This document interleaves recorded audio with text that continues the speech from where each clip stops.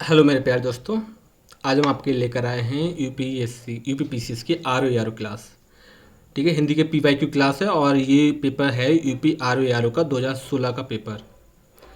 आज क्लास थोड़ी लेट है, इसके लिए माफ़ी चाहेंगे, लेकिन हाँ, आपको आज का कंटेंट बहुत ही अच्छा मिलेगा। जैसे कि आपको पता है कि 27 जुलाई को आपका पेपर होना है। ठीक है, तो 27 जुलाई को आपका आर ओ का पेपर होना तय हुआ है और उम्मीद है कि इस तारीख को आपका आर ओ पेपर होगा। कट ऑफ जाने की संभावना आपको लगभग कट ऑफ 125 के आसपास ही जाएगी। तो आप ये मान के चलिए कि आपको हिंदी में लगभग आपको 55 से 50 से 60 प्रश्न बिल्कुल सही हल करने हैं। आपको पता है कि 1/3 माइनस मार्किंग है, 1/3 माइनस मार्किंग है। और आपको ये भी पता होना चाहिए कि हमारा जो पेपर पहले 2 शिफ्ट में होता था, फर्स्ट शिफ्ट और सेकंड शिफ्ट में, अब वो क्या किया गया, वो दोनों ही मर्ज कर दिया गया है। ठीक है, अब हमारे जो दोनों पेपर होंगे वो एक सिंगल शिफ्ट में होगा, जिसमें से 200 प्रश्न दिए जाएंगे। 200 प्रश्नों की श्रृंखला होगी और 200 प्रश्न इसमें दिए जाएंगे। हिंदी के 60 प्रश्न होंगे और 140 जीएस के प्रश्न होंगे। जीएस के प्रैक्टिस सेट आपको जल्दी ही मिलेगा, जो कि प्रयाग सर बहुत ही बेहतरीन क्लास लेकर आपके सामने उपस्थित होंगे। उन्होंने अपनी स्ट्रेटजी आपको बता ही दी है। अगर आपने नहीं देखी है तो आप जीएस के लिए देख सकते हैं। इससे पहली जो क्लास आई थी आपने उसका बहुत अच्छा रिव्यू दिया, इसके लिए थैंक यू सो मच। और आज की क्लास लेट है, इसके लिए आई एम सो सॉरी। आगे से ऐसा नहीं होगा, इसका वादा करते हैं। आपको पता है कि हमारे जो अब आज की जो विशेष न्यूज है हमारे देश के लिए, कि सीज फायर हो गया है। हमारा देश जो कि पाकिस्तान से युद्ध की स्थिति में था और काफ़ी सारे नुकसान हो रहे थे उस वजह से, तो अब ऐसा हुआ है कि आज की न्यूज है कि सीज फायर दोनों ही देशों ने आपस में समझौता कर लिया है और अब इस निर्णय पर पहुंचे हैं कि हमारे जो देश है उसने पाकिस्तान को ये बोलकर माफ़ किया है कि यदि भविष्य में अगर ऐसा कोई भी आतंकवादी हमला होता है तो उसको वार ऑफ एक्ट माना जाएगा। और वार ऑफ एक्ट ये होता है कि आप अगर वार ऑफ एक्ट का उल्लंघन करते हैं तो आपका छोटा सा ही हमला ही क्यों ना हो, आप तब भी युद्ध की स्थिति में आ जाएंगे और वो वैलिड रहेगा और बाकी देशों को वो चीज़ माननी पड़ेगी। ठीक है, तो आज हम अपनी क्लास पर आगे बढ़ते हैं। तो हमारा पहला प्रश्न जा रहा है यूपी आर ओ की 2016 का जो प्रश्न पत्र है, उसके लिए हम आज प्रिपेयर हैं और उम्मीद है कि आप लोग भी तैयार होंगे। अगर आप तैयार हैं तो हम शुरू करते हैं। कमेंट बॉक्स में जल्दी से लिखिए कि आप लोग तैयार हैं। Are you ready with me? बिल्कुल एनर्जी के साथ लगे रहिएगा, हारना बिल्कुल मत है। जब भी आप हारें तो ये मान के चलिए कि यदि आपके अंदर क्षमता है तो आप आर ओ से भी बड़ा एग्जाम क्रैक करके दिखाएंगे। आप बिल्कुल भी हारिएगा बिल्कुल मत। तो हम अपने पहले एक प्रश्न पर आते हैं। आज के प्रश्न है, तो हमारा पहला प्रश्न देखो क्या कह रहा है कि सुलभ का उपयुक्त विपरीतार्थी शब्द क्या होगा। सुलभ का उपयुक्त विपरीतार्थी शब्द क्या होगा? ठीक है, तो सुलभ का विपरीतार्थी शब्द क्या होगा? जल्दी से इस प्रश्न का सही आंसर दीजिए। ऑप्शन नंबर ए दुष्प्राप्य, ऑप्शन नंबर बी अलब्ध, ऑप्शन नंबर सी अपर्याप्त या ऑप्शन नंबर डी दुर्लभ। जल्दी से इसका सही आंसर दीजिए कि सुलभ का उपयुक्त विपरीतार्थी शब्द क्या होना चाहिए। दुष्प्राप्य, अलब्ध, अपर्याप्त या दुर्लभ। जल्दी से इसका राइट आंसर कमेंट बॉक्स में लिखिए कि इसका सही उत्तर क्या होना चाहिए। दुष्प्राप्य, अलब्ध, अपर्याप्त या दुर्लभ। तो इसका जो राइट आंसर है वो क्या है? सुलभ का क्या हो जाएगा? सुलभ का हो जाएगा दुर्लभ। ठीक है, इसका जो राइट आंसर होगा वो होगा दुर्लभ। ये है सुलभ का राइट आंसर। उम्मीद है कि आपने इसका सही जवाब दिया होगा। बाकी और प्रश्नों को देखें तो दुष्प्राप्य या अपर्याप्त की बात की जाए तो ये दोनों ही एक दूसरे के ही समान हैं। दुष्प्राप्य और अपर्याप्त दोनों ही एक दूसरे के समान है, जिनका जो विपरीतार्थी शब्द होगा वो प्राप्य होगा। ठीक है, तो उसका सही आंसर क्या हो जाएगा? इस प्रश्न का सही आंसर दुर्लभ होगा। जबकि दुष्प्राप्य और अपर्याप्त दोनों ही एक दूसरे के समान हैं, या इनको पर्यायवाची शब्द भी बोल सकते हो या समानार्थक शब्द भी बोल सकते हो, और इन दोनों का ही जो विपरीतार्थी शब्द होगा वो होगा प्राप्य। ठीक है, और लब्ध जो कि लब्ध का अलब्ध, ठीक है, अलब्ध हो गया। आ मीन्स क्या होता है? आ मीन्स होता है नहीं। ठीक है, तो अलब्ध का जो विपरीतार्थी शब्द क्या होगा? एक तो हो जाएगा अलब्ध का लब्ध। ठीक है, लब्ध। क्या हो जाएगा, लब्ध। अच्छा एक बात और ध्यान दीजिए, लब्ध है उसका एक और विपरीतार्थी शब्द है। आपसे पूछा जाए कि लब्ध का विपरीतार्थी शब्द क्या होगा, तो लब्ध का एक तो हो गया अलब्ध हो गया, दूसरा क्या होगा, दूसरा होगा प्रदत्त। क्या होगा, दूसरा होगा प्रदत्त। इस चीज को ध्यान रखिएगा, एक का हो जाएगा अलब्ध, दूसरा हो जाएगा प्रदत्त। आपसे कई बार पूछा जा सकता है, इनफैक्ट पुराने एग्जाम्स में आपने अगर एनालिसिस किया होगा तो पुराने एग्जाम्स में लब्ध का भी विपरीतार्थी शब्द पूछा गया है। ठीक है, पूछा गया है कि बताइए कि लब्ध का विपरीतार्थी शब्द क्या होगा या लब्ध का विलोम शब्द क्या होगा, तो ऑप्शन में प्रदत्त भी दिया गया है। ठीक है, प्रदत्त भी दिया गया है। नेक्स्ट क्वेश्चन पर आते हैं।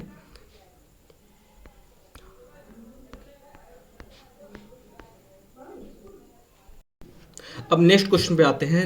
क्वेश्चन नंबर 2 है, और हमारा क्वेश्चन जो कि बहुत बेहतरीन क्वेश्चन है, और ये हमसे क्या पूछ रहा है कि बताइए कि दीर्घायु का विलोम क्या होगा।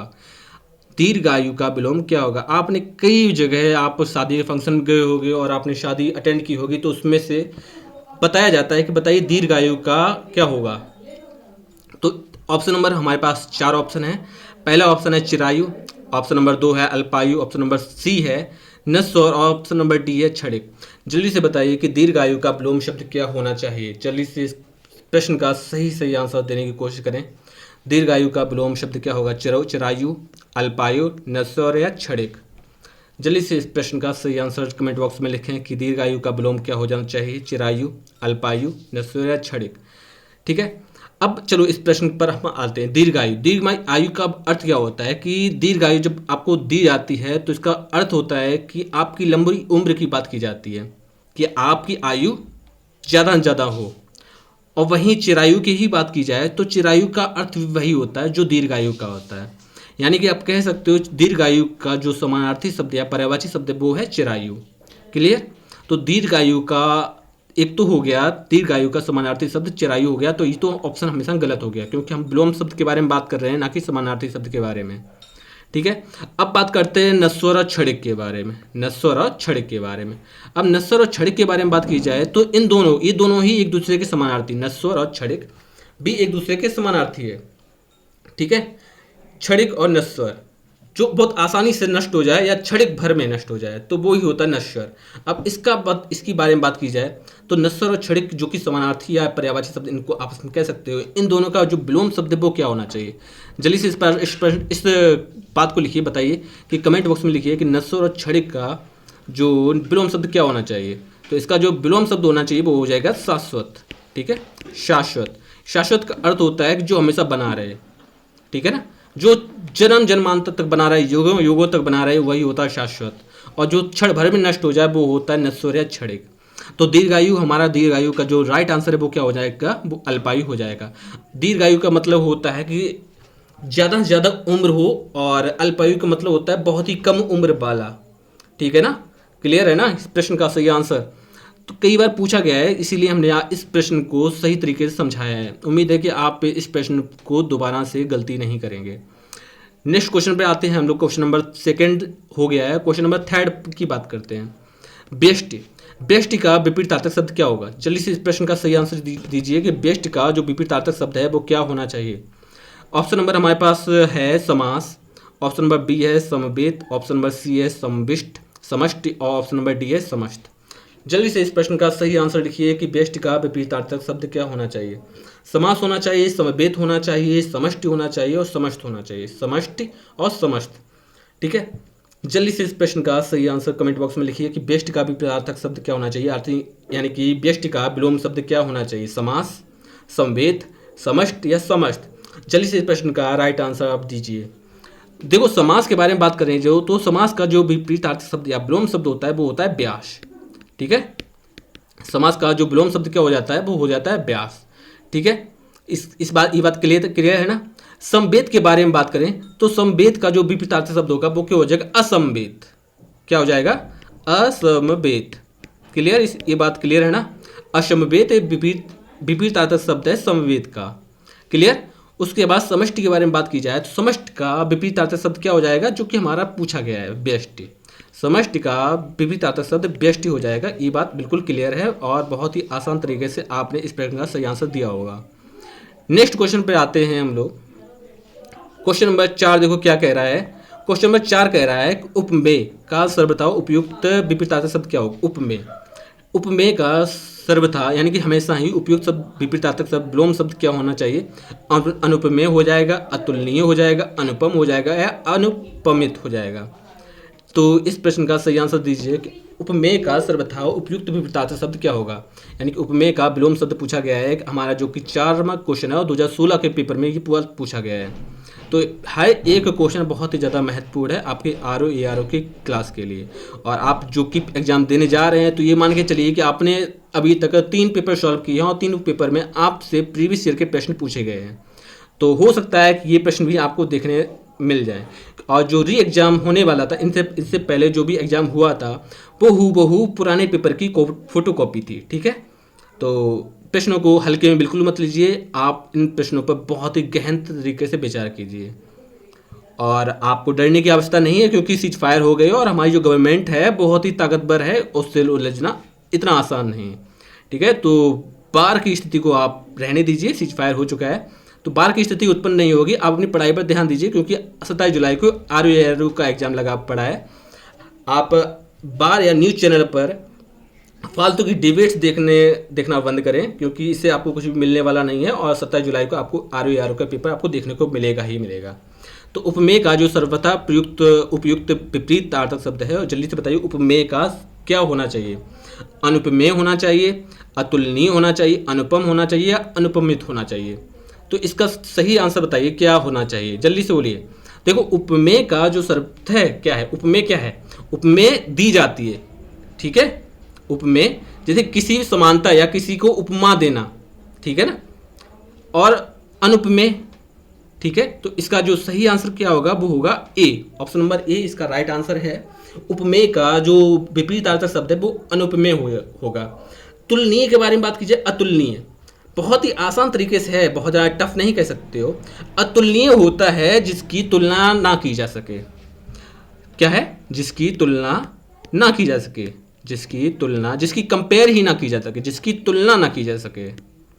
ठीक है, तुलना ना की जा सके।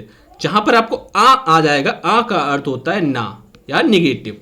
ठीक है, तो जिसकी तुलना ना की जा सके वो हो जाएगा अतुलनीय। क्लियर। अब इसका विलोम शब्द बोला जाए तो इसका हो जाएगा विलोम शब्द अतुलनीय का हो जाएगा तुलनीय, यानी कि जिसकी तुलना की जा सके। क्लियर, क्लियर है ना। तो अब अनुपम की बात कीजिए। अनुपम होता है जो चीज़ हमको बहुत ही ज़्यादा प्यारी लगे, अनुपम लगे, मन को कहना। आपने कई जगह इन सब का चर्चा की होगी, जिसकी अनुपम यानी कि सिंपल बात है जो, ठीक है, जिसकी कोई उपमा ही ना हो। अनुपम जिसकी कोई उपमा ना हो, समझ रहे हो, कोई उपमा ना हो मतलब कि बहुत ही मधुर, या बहुत सारी चीज़ें कि हमको ये चीज़ बहुत अनुपम लगी है। ठीक है, जिसकी कोई उपमा ही ना है, जिसकी कोई कंपेरिजन ही नहीं है। ठीक है, नो कंपेरिजन, वो होता है अनुपम। क्लियर, आगे बढ़ते हैं। क्वेश्चन नंबर देखो 5 क्वेश्चन नंबर है, बताइए कि भूगोल का विपरीतार्थक शब्द क्या होगा। भूगोल का विपरीतार्थक शब्द क्या होगा, कमेंट बॉक्स में जल्दी से लिखिए कि भूगोल का विपरीतार्थक शब्द क्या होगा। ऑप्शन नंबर पर हमारे पास है इतिहास, अंतरिक्ष, ध्रुवगोल और खगोल। जल्दी से राइट आंसर हमारे पास लिखिए कमेंट बॉक्स में कि भूगोल का विपरीतार्थक शब्द क्या होगा। इतिहास होगा, अंतरिक्ष होगा, ध्रुवगोल हो गया, खगोल होगा। तो जल्दी से इस प्रश्न का सही उत्तर बताइए कि भूगोल का विपरीतार्थक शब्द क्या होगा। इतिहास हो जाएगा, अंतरिक्ष हो जाएगा, ध्रुवगोल हो जाएगा या खगोल हो जाएगा। अब देखो बात करते हैं ध्रुवगोल या अंतरिक्ष। ठीक है, अंतरिक्ष होता क्या है, आकाश ही तो होता है। अंतरिक्ष का समानार्थक शब्द क्या कह सकते हो, आकाश। ठीक है, इतिहास जो बीत गया है, जो बीत गया है वही इतिहास है। और इतिहास को आप इस तरह से आप बात कर सकते हो कि जिसके जो बीत गया है और जिसका कुछ कोई तात्पर्य, कोई लॉजिक था, कोई भी घटना घटी, वो घटना, उस घटना ने पूरे संसार पर क्या प्रभाव डाला, उस घटना को जानने के लिए बहुत सारे लोग प्रयत्न करते हैं। ठीक है, तो वही क्या है, वो इतिहास है। इतिहास में हर चीज़ दर्ज नहीं होती, हर चीज़ इतिहास नहीं होती, लेकिन हाँ ऐसी चीज़ें जिनका प्रभाव भविष्य पर पड़ा है, उन बातों को या उन इम्पोर्टेंट फैक्ट्स को इतिहास बोलते हैं और उनको लिखत दर्ज दिया जाता है। तो भूगोल के बारे में बात करते हैं। भूगोल का अर्थ होता है, भू मतलब होता है, भूगोल क्या होता है, भूगोल होता है, भू मतलब होता है पृथ्वी, यानी कि पृथ्वी गोल है, इसको भूगोल कहते हैं। अब बात करते हैं विपरीतार्थक शब्द यानी कि भूगोल की जो विलोम शब्द है उसके बारे में बात करते हैं। तो इसका हो जाएगा खगोल। ठीक है, इसका क्या हो जाएगा, इसका हो जाएगा खगोल। यानी कि बात की जा रही है पृथ्वी की बात अब नहीं कर रहे हैं, अब बात कर रहे हैं खगोल की बात कर रहे हैं, यानी कि आकाश की बात कर रहे हैं, अंतरिक्ष की बात कर रहे हैं। क्लियर, आगे बढ़ते हैं। नेक्स्ट क्वेश्चन है, क्वेश्चन नंबर 6 है कि बताइए कि सहयोगी का सर्वथा उपयुक्त विपरीतार्थक शब्द क्या होगा। सहयोगी, सहयोगी का सर्वथा उपयुक्त विलोम शब्द क्या होगा सहयोगी का। तो जल्दी से इसका राइट आंसर बताइए कि प्रतियोगी, प्रतिद्वंदी, प्रतिरोधी या प्रतिकूल। यानी ऑप्शन नंबर ए कह रहा है कि जो सहयोग का विलोम शब्द है वो प्रतियोगी है। ये ऑप्शन नंबर बी बोल रहा है कि प्रतिद्वंदी है। ऑप्शन नंबर सी प्रतिरोधी बात करता है। ऑप्शन नंबर डी किसकी बात करता है, प्रतिकूल की बात करता है। तो जल्दी से इसका राइट आंसर लिखिए कि सहयोगी का उपयुक्त विलोम शब्द क्या हो जाएगा। देखो, जिसके बारे में जो जैसे कि कोई भी काम हो रहा है और उसमें कुछ लोग आते हैं, अब उस काम में अपना हाथ बटाते हैं, उन लोगों को ही सहयोगी बोलते हैं। ठीक है ना। तो इसका जो क्या हो जाएगा, इसका क्या हो जाएगा, सहयोगी का हो जाएगा प्रतिरोधी या प्रतियोगी। बिल्कुल प्रतियोगी हो जाएगा, ना कि प्रतिरोधी हो जाएगा। प्रतिरोध होता है जैसे कि किसी चीज में बाधा पहुंचाना। अब सहयोगी का हो जाएगा प्रतियोगी, यानी कि कोई भी सहायता ना करने वाला को बोलते हैं प्रतियोगी। प्रतिद्वंदी वो होता है जैसे कि मान के चलो जिसमें कंपेयर की जा रही है, जैसे कि इंडिया और पाकिस्तान। इंडिया किसका प्रतिद्वंदी बोल सकते हो आप, इस टाइम पे जो बाढ़ पैदा हुआ है तो इंडिया का प्रतिद्वंदी पाकिस्तान को बोल सकते हो। लेकिन पाकिस्तान का तो इतना पावरफुल है नहीं जिसके बारे में हम अपना दुश्मन मानने की बात करें, वो तो बच्चा मान लो। ठीक है, इंडिया तो बाप है। ठीक है, तो प्रतिद्वंदी के बारे में बात कीजिए तो कहते ना कि आप जब बात करते हो तो कहते ना कि लेवल वाला होना चाहिए, लेवल की बात करते हैं। तो वही है, इसमें लेवल की बारे में बात करते हैं जो कि नहीं है। क्लियर। तो कहते ना कि समान लोगों में ही आपस में फाइट या प्रतिद्वंदी हो सकती है। इंडिया का तो इसमें कोई है ही नहीं, इंडिया का तो पाकिस्तान का प्रतिद्वंदी है ही नहीं। चाइना से कंपेयर कर सकते हो आप। ठीक है, जो कि हमको पता है कि हमारी जो अर्थव्यवस्था है वो इस टाइम 4th नंबर की अर्थव्यवस्था है। ठीक है, और हम दुनिया की थर्ड इकोनॉमिक पावर में हम आगे बढ़ रहे हैं। क्लियर, आगे बढ़ते हैं। तो हमारा जो सहयोगी का और विपरीतार्थक शब्द क्या हो जाएगा, सब सहयोगी का हो जाएगा प्रतियोगी। क्लियर, आगे प्रतिकूल के बारे में बात करते हैं। तो प्रतिकूल का हो जाएगा अनुकूल। ठीक है, अनुकूल।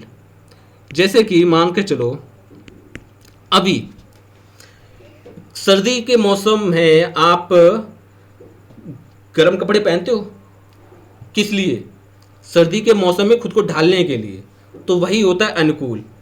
ठीक है, अब सर्दी के मौसम में आप गर्म कपड़े ना पहनो तो वो क्या हो जाएगा, वो हो जाएगा प्रतिकूल। यानी कि सिंपल बात है, आप बीमार पड़ जाओगे तो वो उसका नकारात्मक प्रभाव पड़ा, अर्थात प्रतिकूल प्रभाव पड़ा, ना कि अनुकूल प्रभाव पड़ा। क्लियर है ना इन सब चीज़ों को। चलो नेक्स्ट क्वेश्चन पे आते हैं हम लोग। क्वेश्चन नंबर 7 देखो क्या कह रहा है। क्वेश्चन नंबर 7 देखो क्या कह रहा है कि जोड़ का उपयुक्त विपरीतार्थक शब्द क्या है। जोड़ का विपरीतार्थक शब्द क्या है। ठीक है, तो चलिए इसका राइट आंसर कंपेयर करें, मतलब कमेंट बॉक्स में लिखें गुणा, भाग, घटाव या बाकी। तो जोड़ का जो विलोम शब्द है वो क्या होना चाहिए। ऑप्शन नंबर ए गुणा बात करता है, ऑप्शन नंबर बी भाग की, तो ऑप्शन नंबर सी घटाव की बात करता है, और ऑप्शन नंबर डी बात करता है बाकी। तो जोड़ का विपरीतार्थक शब्द क्या होगा। बचपन से आप इस प्रश्न को हल करते आए हो, और बताओ ये क्वेश्चन आर के एग्जाम में आया था। ठीक है ना। तो बताइए जोड़ का विलोम शब्द क्या होगा। जो अगर इस प्रश्न का भी सही आंसर नहीं दे पा रहा है तो इसका मतलब है कि आपकी तैयारी में बहुत ही ज़्यादा कमी है। अपनी तैयारी को हारो मत, अगर कमी है तो हम सुधार देंगे, लेकिन लगे रहो। ठीक है, तो जोड़ का जो विपरीतार्थक शब्द अर्थात विलोम शब्द होगा वो होगा घटाव। जोड़ का क्या हो जाता है घटाव, गुणा का हो जाता है भाग। गुणा भाग आपस में विलोम शब्द है, और जोड़ घटाव, ठीक है, जोड़ और घटाव आपस में विलोम शब्द है। क्वेश्चन नंबर 8 पर आते हैं। तो क्वेश्चन नंबर 8 देखो क्या कह रहा है कि बताइए कि तृष्णा का उपयुक्त विपरीतार्थक शब्द क्या होगा। यानी तृष्णा की बात की जा रही है कि बताइए तृष्णा का विलोम शब्द क्या होना चाहिए। जल्दी से इसका राइट आंसर लिखिए कि तृष्णा का विलोम शब्द क्या होना चाहिए, विपरीतार्थक शब्द क्या होना चाहिए तृष्णा का। हमारे पास ऑप्शन है वितृष्णा, निष्प्रह, सी कहता है संतुष्ट, और डी कहता है वितृप्त। तो जल्दी से बताइए कि इस प्रश्न का राइट आंसर क्या होना चाहिए। कमेंट बॉक्स में जल्दी से लिखिए कि इस प्रश्न का राइट आंसर क्या होना चाहिए। वितृष्णा होना चाहिए option number A, option number B निष्प्रह होना चाहिए, ऑप्शन नंबर सी संतुष्टि होना चाहिए, ऑप्शन नंबर डी वितृप्ति होना चाहिए। अच्छा, तृष्णा का अर्थ क्या होता है। तृष्णा का होता है इच्छा। ठीक है, तृष्णा का होता है इच्छा और वितृष्णा। अगर इसका देख लो तो साफ साफ दिख रहा है कि इसका जो विलोम शब्द है वो वितृष्णा हो जाएगा, ठीक है ना। इसका जो राइट आंसर हो जाएगा वो वितृष्णा हो जाएगा, यानी कि तृष्णा का विपरीत शब्द वितृष्णा हो जाएगा। तृष्णा का अर्थ होता है इच्छा और वितृष्णा का अर्थ मान सकते हो कि जिसकी कोई इच्छा ही ना हो, बिना इच्छा वाला। अब निस्पृह के बारे में बात करें तो इसका हो जाएगा स्पृह, इसका राइट आंसर स्पृह हो जाएगा। और संतुष्ट के बारे में बात करें, संतुष्टि का मतलब होता है असंतुष्ट, इसका विलोम शब्द असंतुष्ट हो जाएगा। यानी कि कोई व्यक्ति है जो किसी चीज़ से संतुष्ट हो गया तो इसका मतलब उसको वो चीज़ मिल गई, अब वो संतुष्ट हो गया, और अगर नहीं मिली तो वो असंतुष्ट हो गया। बहुत साफ चीज़ें तो बहुत सिंपल सी है ना, ठीक है। आगे बढ़ते हैं। वितृप्त के बारे में बात की जाए, जैसे कि मान के चलो आपने खाना खाया और आपको बहुत अच्छा लगा, तो आप क्या हो गए, आप तृप्त हो गए, ठीक है ना। आपका तन मन धन एकदम कहते ना एकदम चंगा हो गया।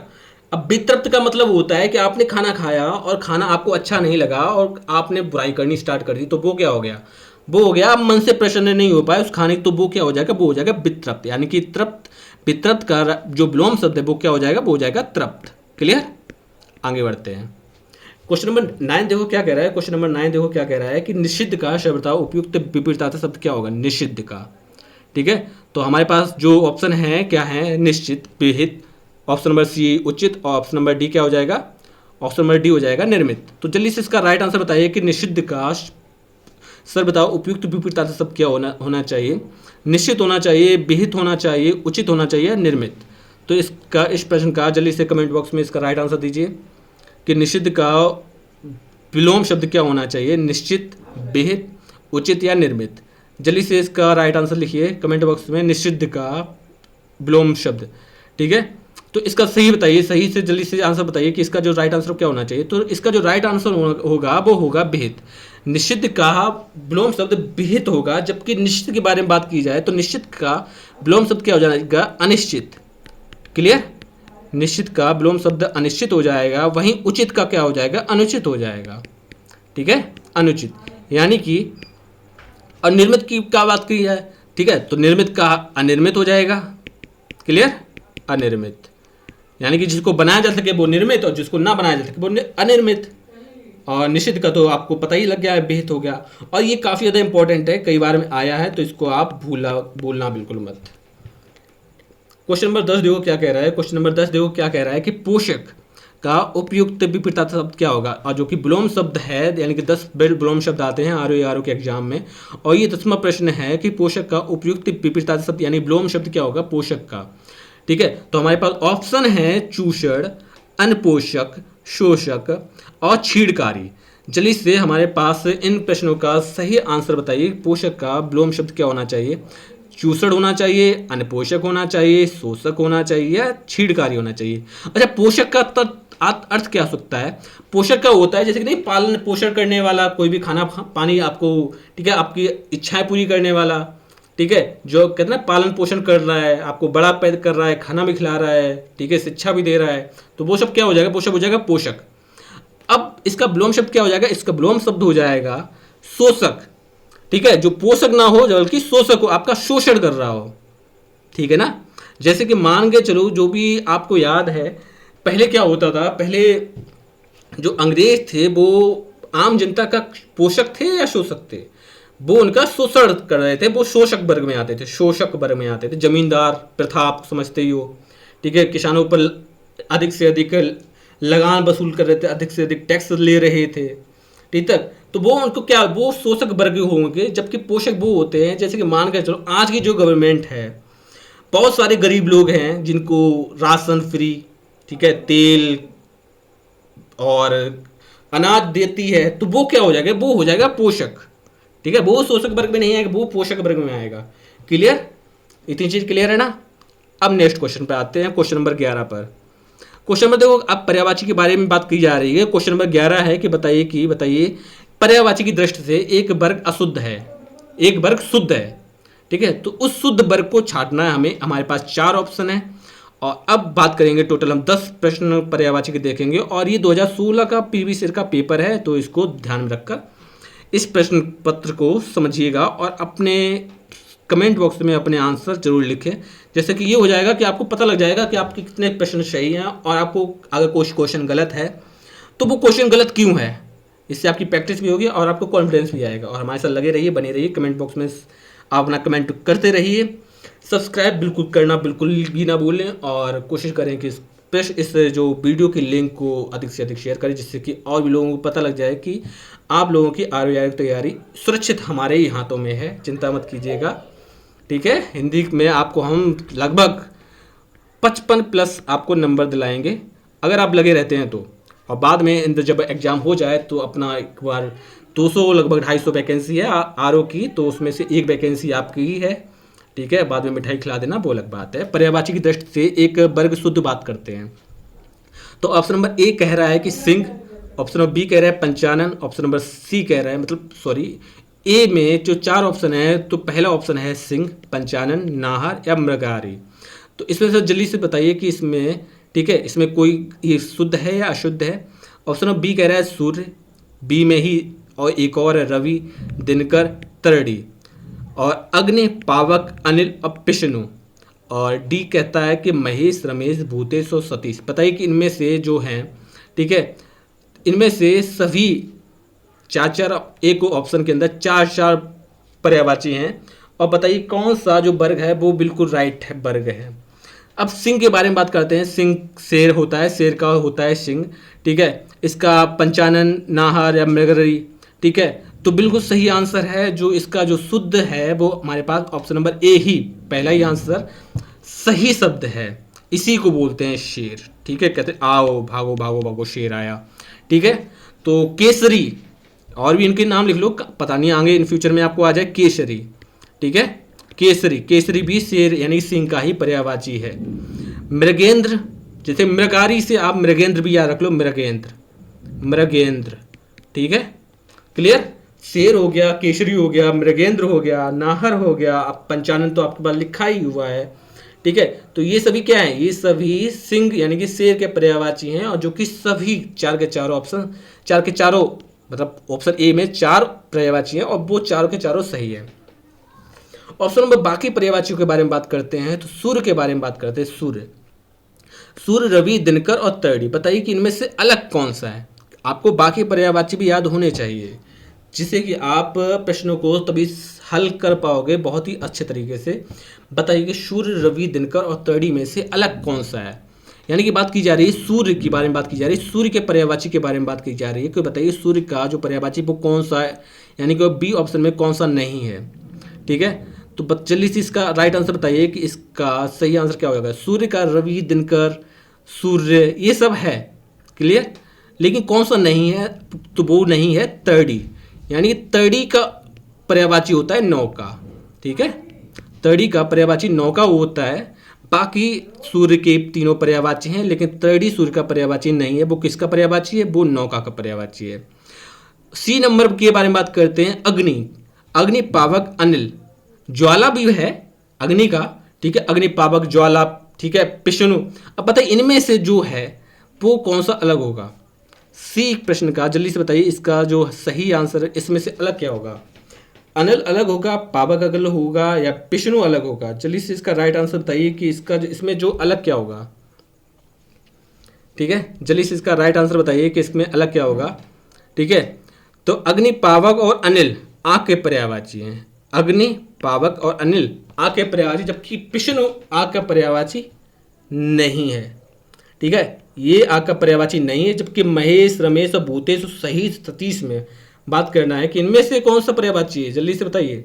ये प्रश्न हम आप पर छोड़ते हैं, क्योंकि हमने ऑलरेडी महेश यानी कि ये बात की जा रही है शिव शंकर की, ठीक है, जिनका एक पर्यायवाची शिव है तो दूसरा शंकर है, ठीक है, तीसरा चंद्रमौली है, ठीक है, शंकर भी है, चंद्रमौली है, ठीक है, चंद्रमौली है, ठीक है, क्लियर। तो इनमें से बताइए इनमें से कौन सा अलग होगा। जल्दी से कमेंट बॉक्स में इसका सही आंसर बताइए कि इसमें से कौन सा अलग होगा।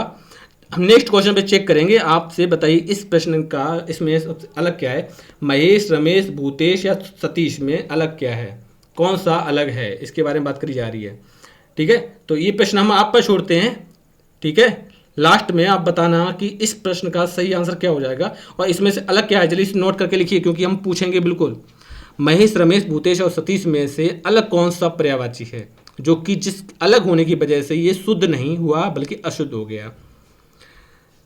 नेक्स्ट क्वेश्चन पे आते हैं। क्वेश्चन नंबर 12 देखो क्या कह रहा है कि निम्नलिखित में से पत्थर का पर्यायवाची नहीं है। पत्थर का पर्यायवाची नहीं है, बताना है पत्थर का पर्यायवाची कौन सा नहीं है।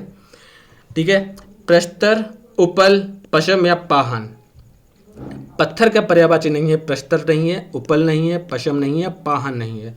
जल्दी से इसका राइट आंसर बताइए, पत्थर का पर्यायवाची कौन सा नहीं होगा। ठीक है, उपल, पशम, पाहन या प्रस्तर। ऑप्शन नंबर ए प्रस्तर, ऑप्शन नंबर बी उपल, ऑप्शन नंबर सी पशम या ऑप्शन नंबर डी पाहन। जल्दी से इसका राइट आंसर बताइए कि इसका जो राइट आंसर वो क्या होना चाहिए, पत्थर का पर्यायवाची। ठीक है, तो पत्थर के पर्यायवाची में बात की जाए तो प्रस्तर भी पत्थर का ही पर्यायवाची है, उपल भी पर्यायवाची है पत्थर का, अपाहन भी पर्यायवाची है पत्थर का। ठीक है, नग भी पर्यायवाची है पत्थर का, अस्म, ठीक है काफी इंपॉर्टेंट है, अस्म, अश्म भी पर्यायवाची है पत्थर का, और शिला, शिला भी पर्यायवाची है पत्थर का। क्लियर। जो कि पसम की बारे में बात की जाए तो पसम क्या है, पसम पत्थर का पर्यायवाची नहीं है। क्लियर है ना, पसम पत्थर का पर्यायवाची नहीं है, इसलिए ऑप्शन नंबर 12 में, मतलब प्रश्न नंबर 12 में पशम पत्थर का पर्यायवाची नहीं है। ठीक है, तो राइट आंसर हमारा ऑप्शन नंबर सी इसका राइट आंसर हो जाएगा, बाकी पत्थर के पर्यायवाची हैं। क्लियर, आगे बढ़ते हैं हम लोग। क्वेश्चन नंबर 13 है। क्वेश्चन नंबर 13 देखो क्या कह रहा है, एक यमुना का पर्यायवाची नहीं। यमुना के पर्यायवाची के बारे में बात करी जा रही है। हमने आपको यमुना, गंगा, ठीक है, इनके पर्यायवाची ऑलरेडी लिखा के रखे हैं। आज आपको आपका टेस्ट मान सकते हो, आपसे पूछेंगे बताइए यमुना का पर्यायवाची कौन सा नहीं है। रविजा, तनुजा, सूर्यजा, अर्कजा, इनमें से सही आंसर देना है। चलो ठीक है, मान के चलते हैं इनमें से रविजा, इनमें से कोई एक नहीं होगा। कौन से हैं वो बात करते हैं जो इनमें से नहीं है, आप यदि आपको पता है तो। ठीक है, जल्दी बताइए। देखो सूर्यश्रुता है, बिल्कुल नहीं है इसमें, लेकिन सूर्यश्रुता यमुना का पर्यायवाची है। सूर्यश्रुता यमुना का पर्यायवाची है, कृष्णा भी यमुना का ही पर्यायवाची है। ठीक है, कृष्णा जो कि इसमें ऑप्शन नहीं है, और कृष्णा भी यमुना का ही पर्यायवाची है। क्लियर। अर्कजा जो कि इसमें ऑप्शन है, ठीक है, तो अर्कजा भी हो गया। अर्कजा किसका पर्यायवाची नहीं है, अर्कजा सूर्य का, यमुना का पर्यायवाची है। सूर्यश्रुता भी यमुना का पर्यायवाची है, कृष्णा भी यमुना का पर्यायवाची है। रविजा, रविजा भी यमुना का पर्यायवाची है। अब बात करते हैं, अब हमारे पास देखो सूर्य, अर्कजा मिल गया, रविजा मिल गया, अब बी और सी यानी कि सूर्यजा और तनुजा। देखो तनुजा के बारे में बात की जाए तो तनुजा नहीं है। तनुजा है या नहीं है, तो तनुजा नहीं है, तनुजा यमुना का पर्यायवाची नहीं है। तो सूर्यजा पर्यायवाची है, बिल्कुल हाँ, सूर्यजा यमुना का पर्यायवाची है। ठीक है, और बात करते हैं कालिंदी के बारे में, आपने सुना है तो कालिंदी भी, ठीक है, कालिंदी भी किसका पर्यायवाची है, कालिंदी भी यमुना का ही पर्यायवाची है। क्लियर। इस प्रश्न का सही आंसर हमको पता है कि किसका यमुना का पर्यायवाची, और हमने देख लिए। अब बात करते हैं तनुजा के बारे में बात करते हैं। तो तनुजा जैसे सुता भी पुत्री का ही पर्यायवाची होता है, सुता, वैसे ही तनुजा पुत्री यानी कि पुत्री के बारे में बात की जा रही है, बेटी के बारे में बात की जा रही है, डॉटर के बारे में बात की जा रही है, तो तनुजा किसका हो जाएगा, तनुजा पुत्री का पर्यायवाची हो जाएगा। ठीक है, क्लियर, आगे बढ़ते हैं। ठीक है, क्वेश्चन नंबर 14 है। 14 क्वेश्चन नंबर देखो क्या कह रहा है कि निम्नलिखित शब्दों में से एक शब्द शंकर का पर्यायवाची नहीं है। हमारे पास 14वां क्वेश्चन है, और अब 14वां क्वेश्चन हमसे पूछ रहा है कि बताइए जो हमारे पास 4 ऑप्शन है, कौन कौन से, ललाटाक्ष, गंगाधर, त्रिलोचन, शशधर। ठीक है, इनमें शंकर का पर्यायवाची पूछा गया है। ठीक है, अब इसमें पूछा गया है शंकर का पर्यायवाची नहीं है। हमारे पास 4 ऑप्शन है, 4 ऑप्शन में से एक शंकर का पर्यायवाची नहीं होगा। यथार्थ भगवान शिव के बारे में बात की जा रही है, शिव के बारे में बात की जा रही है, भोलेनाथ के बारे में बात की जा रही है, महादेव के बारे में बात की जा रही है। ठीक है, भोलेनाथ के बारे में बात की जा रही है, महादेव के बारे में बात की जा रही है, चंद्रमौली के बारे में बात की जा रही है। क्लियर, चंद्रमौली के बारे में बात की जा रही है। तो बताइए कि जो अब इतने सारे तो ऑलरेडी आपको बता ही दिए है ना, तो शंकर जी के पर्यायवाची, अब इनमें से आप छांट लो कौन कौन से हैं। ठीक है, शशधर है या नहीं, गंगाधर है या नहीं, त्रिलोचन है या नहीं। अब त्रिलोचन के बारे में बात करते हैं तो बिल्कुल है, हमारे पास भगवान जी की यानी कि महादेव अर्थात शिव शंकर की 3 आंखें हैं, त्रिनेत्रधारी हैं। ठीक है, त्रिनेत्रधारी भी इनको बोल सकते हो, त्रिनेत्रधारी। ठीक है, इनकी 3 आंखें हैं, त्रिनेत्रधारी। तो त्रिलोचन, बिल्कुल, लोचन मीन्स होती है आंखें, तो त्रिलोचन, त्रिलोचन भी इनका ही पर्यायवाची, त्रिलोचन भी इनका ही पर्यायवाची है। ठीक है, तो त्रिलोचन भी, त्रिधारी भी इनका ही पर्यायवाची है। गंगाधर, गंगा को जटाओं में धरा हुआ है, तो इनका भी क्या हो जाएगा, ठीक है, तो इनका क्या हो जाएगा, बिल्कुल गंगाधर भी इनका पर्यायवाची है, गंगाधर। ठीक है, गंगा को धारण करे हुए जटाओं में। ठीक है, अब जटाएं भी हैं, ललाटाक्ष हैं। ठीक है, तो एक इनका पर्यायवाची ललाटाक्ष हो गया, क्योंकि हमारे पास हमारे जो शंकर जी हैं वो उनकी बहुत बड़ी बड़ी जटाएं हैं। बताओ, जिन जटाओं में स्वयं गंगा जी को संभाल लिया। ठीक है, तो आप समझ जा रहे हो, वो तो लट, उनकी जो लट मीन्स होती है बाल, हेयर। ठीक है, तो इतने बड़े बड़े हैं। ससधर, ससधर इसका पर्यायवाची है या नहीं, जल्दी बताइए। ससधर इसका पर्यायवाची नहीं है। क्लियर, ससधर किसका पर्यायवाची है, ससधर चंद्रमा का पर्यायवाची है, चंद्रमा का। और किसका पर्यायवाची, और कपूर का भी पर्यायवाची है ससधर, कपूर का। और इसका तत्सम कर्पूर हो जाएगा। क्लियर, उम्मीद है कि आप लोग हाथ नहीं रहे होंगे, आपसे प्रश्न ये बहुत आसान तरीके से सॉल्व हो रहे होंगे, जैसे कि ठीक है, ये मान के चलिए कि ये आप जो क्लास आप देख रहे हैं मान के रिकॉर्डेड है, लेकिन आप ये समझ के चलिए कि आपको बातों बातों में सारे प्रश्न सॉल्व कर लेने हैं, याद कर लेने हैं। ठीक है, कि इनको दोबारा पढ़ने की आवश्यकता ना पड़े। फुल फोकस के साथ करिए और फुल फोकस के साथ पढ़िए, और ये मान के चलिए ये जो जॉब आने वाली है वो आपके लिए ही है। आपको पूरी तरह से जी जान मेहनत करके इस जॉब को हासिल करना है, क्योंकि आने वाले समय में ये जॉब दोबारा कब आएगी इसकी कोई गारंटी नहीं है। आएगी भी नहीं आएगी, या 2-3 साल लग जाएंगे, कोई भी कुछ भी नहीं कह सकता। तो आप खुद देखिए, लगभग 2023 में इसके फॉर्म पड़े थे और 2025 हो गई है, अभी तक इसका एग्ज़ाम नहीं हो पाया। अब जब एग्ज़ाम हो रहा है 27 जुलाई को, तो ये आपके लिए एक बेस्ट अपॉर्चुनिटी है इस एग्ज़ाम को क्वालिफाई करने के लिए। आपने ऑलरेडी री एग्ज़ाम, पहला वाला एग्ज़ाम दिया है जो कि पेपर लीक हो गया था। अगर आप कुछ नंबर से रह गए थे तो ये आपके लिए प्लस पॉइंट रहेगा कि आप इस प्रश्न में, मतलब इस टाइम पीरियड में, इस री एग्ज़ाम में आप अच्छे से अच्छा स्कोर करके आप अपनी सीट को कंफर्म कर लें, क्योंकि आप ही अकेले नहीं मेहनत कर रहे होंगे, आपके साथ और भी बहुत सारे लोग मेहनत कर रहे होंगे। आप ये मान के चलिए 24 घंटे भी अगर आप पढ़ते हैं तो 24 घंटे आप बिल्कुल मत पढ़िएगा, राइट हड्डी में दर्द होने लगेगा। ठीक है, तो आप ये मान के चलिए लगभग आप 7-8 घंटे भी अगर आप इस RARO के एग्ज़ाम को देंगे तो सफिशियंट रहेगा इस एग्ज़ाम को क्वालिफाई करने के लिए। और आपको मैं बता के चलूँ, कल मेरे 3 एग्ज़ाम्स हुए, जिनमें से 3 के 3 एग्ज़ाम में सफल रहा। ठीक है, मैं BED और BTC भी किया हूँ, तो रीड का भी एग्ज़ाम सफल रहा। ठीक है हमारा, तो नेक्स्ट चलते हैं। नेक्स्ट क्वेश्चन है कि 15 क्वेश्चन है कि निम्नलिखित में से एक शब्द आम का पर्यायवाची नहीं है। आम शब्द का पर्यायवाची नहीं है, तो हमारे पास 4 ऑप्शन है, अतिसौरभ, सहकार, अंबु या रसाल। अब जल्दी से इस प्रश्न का सही आंसर आप दीजिए कि आम का पर्यायवाची नहीं है पूछा गया, और आपका पर्यायवाची आप कौन कौन से हैं आम के पर्यायवाची।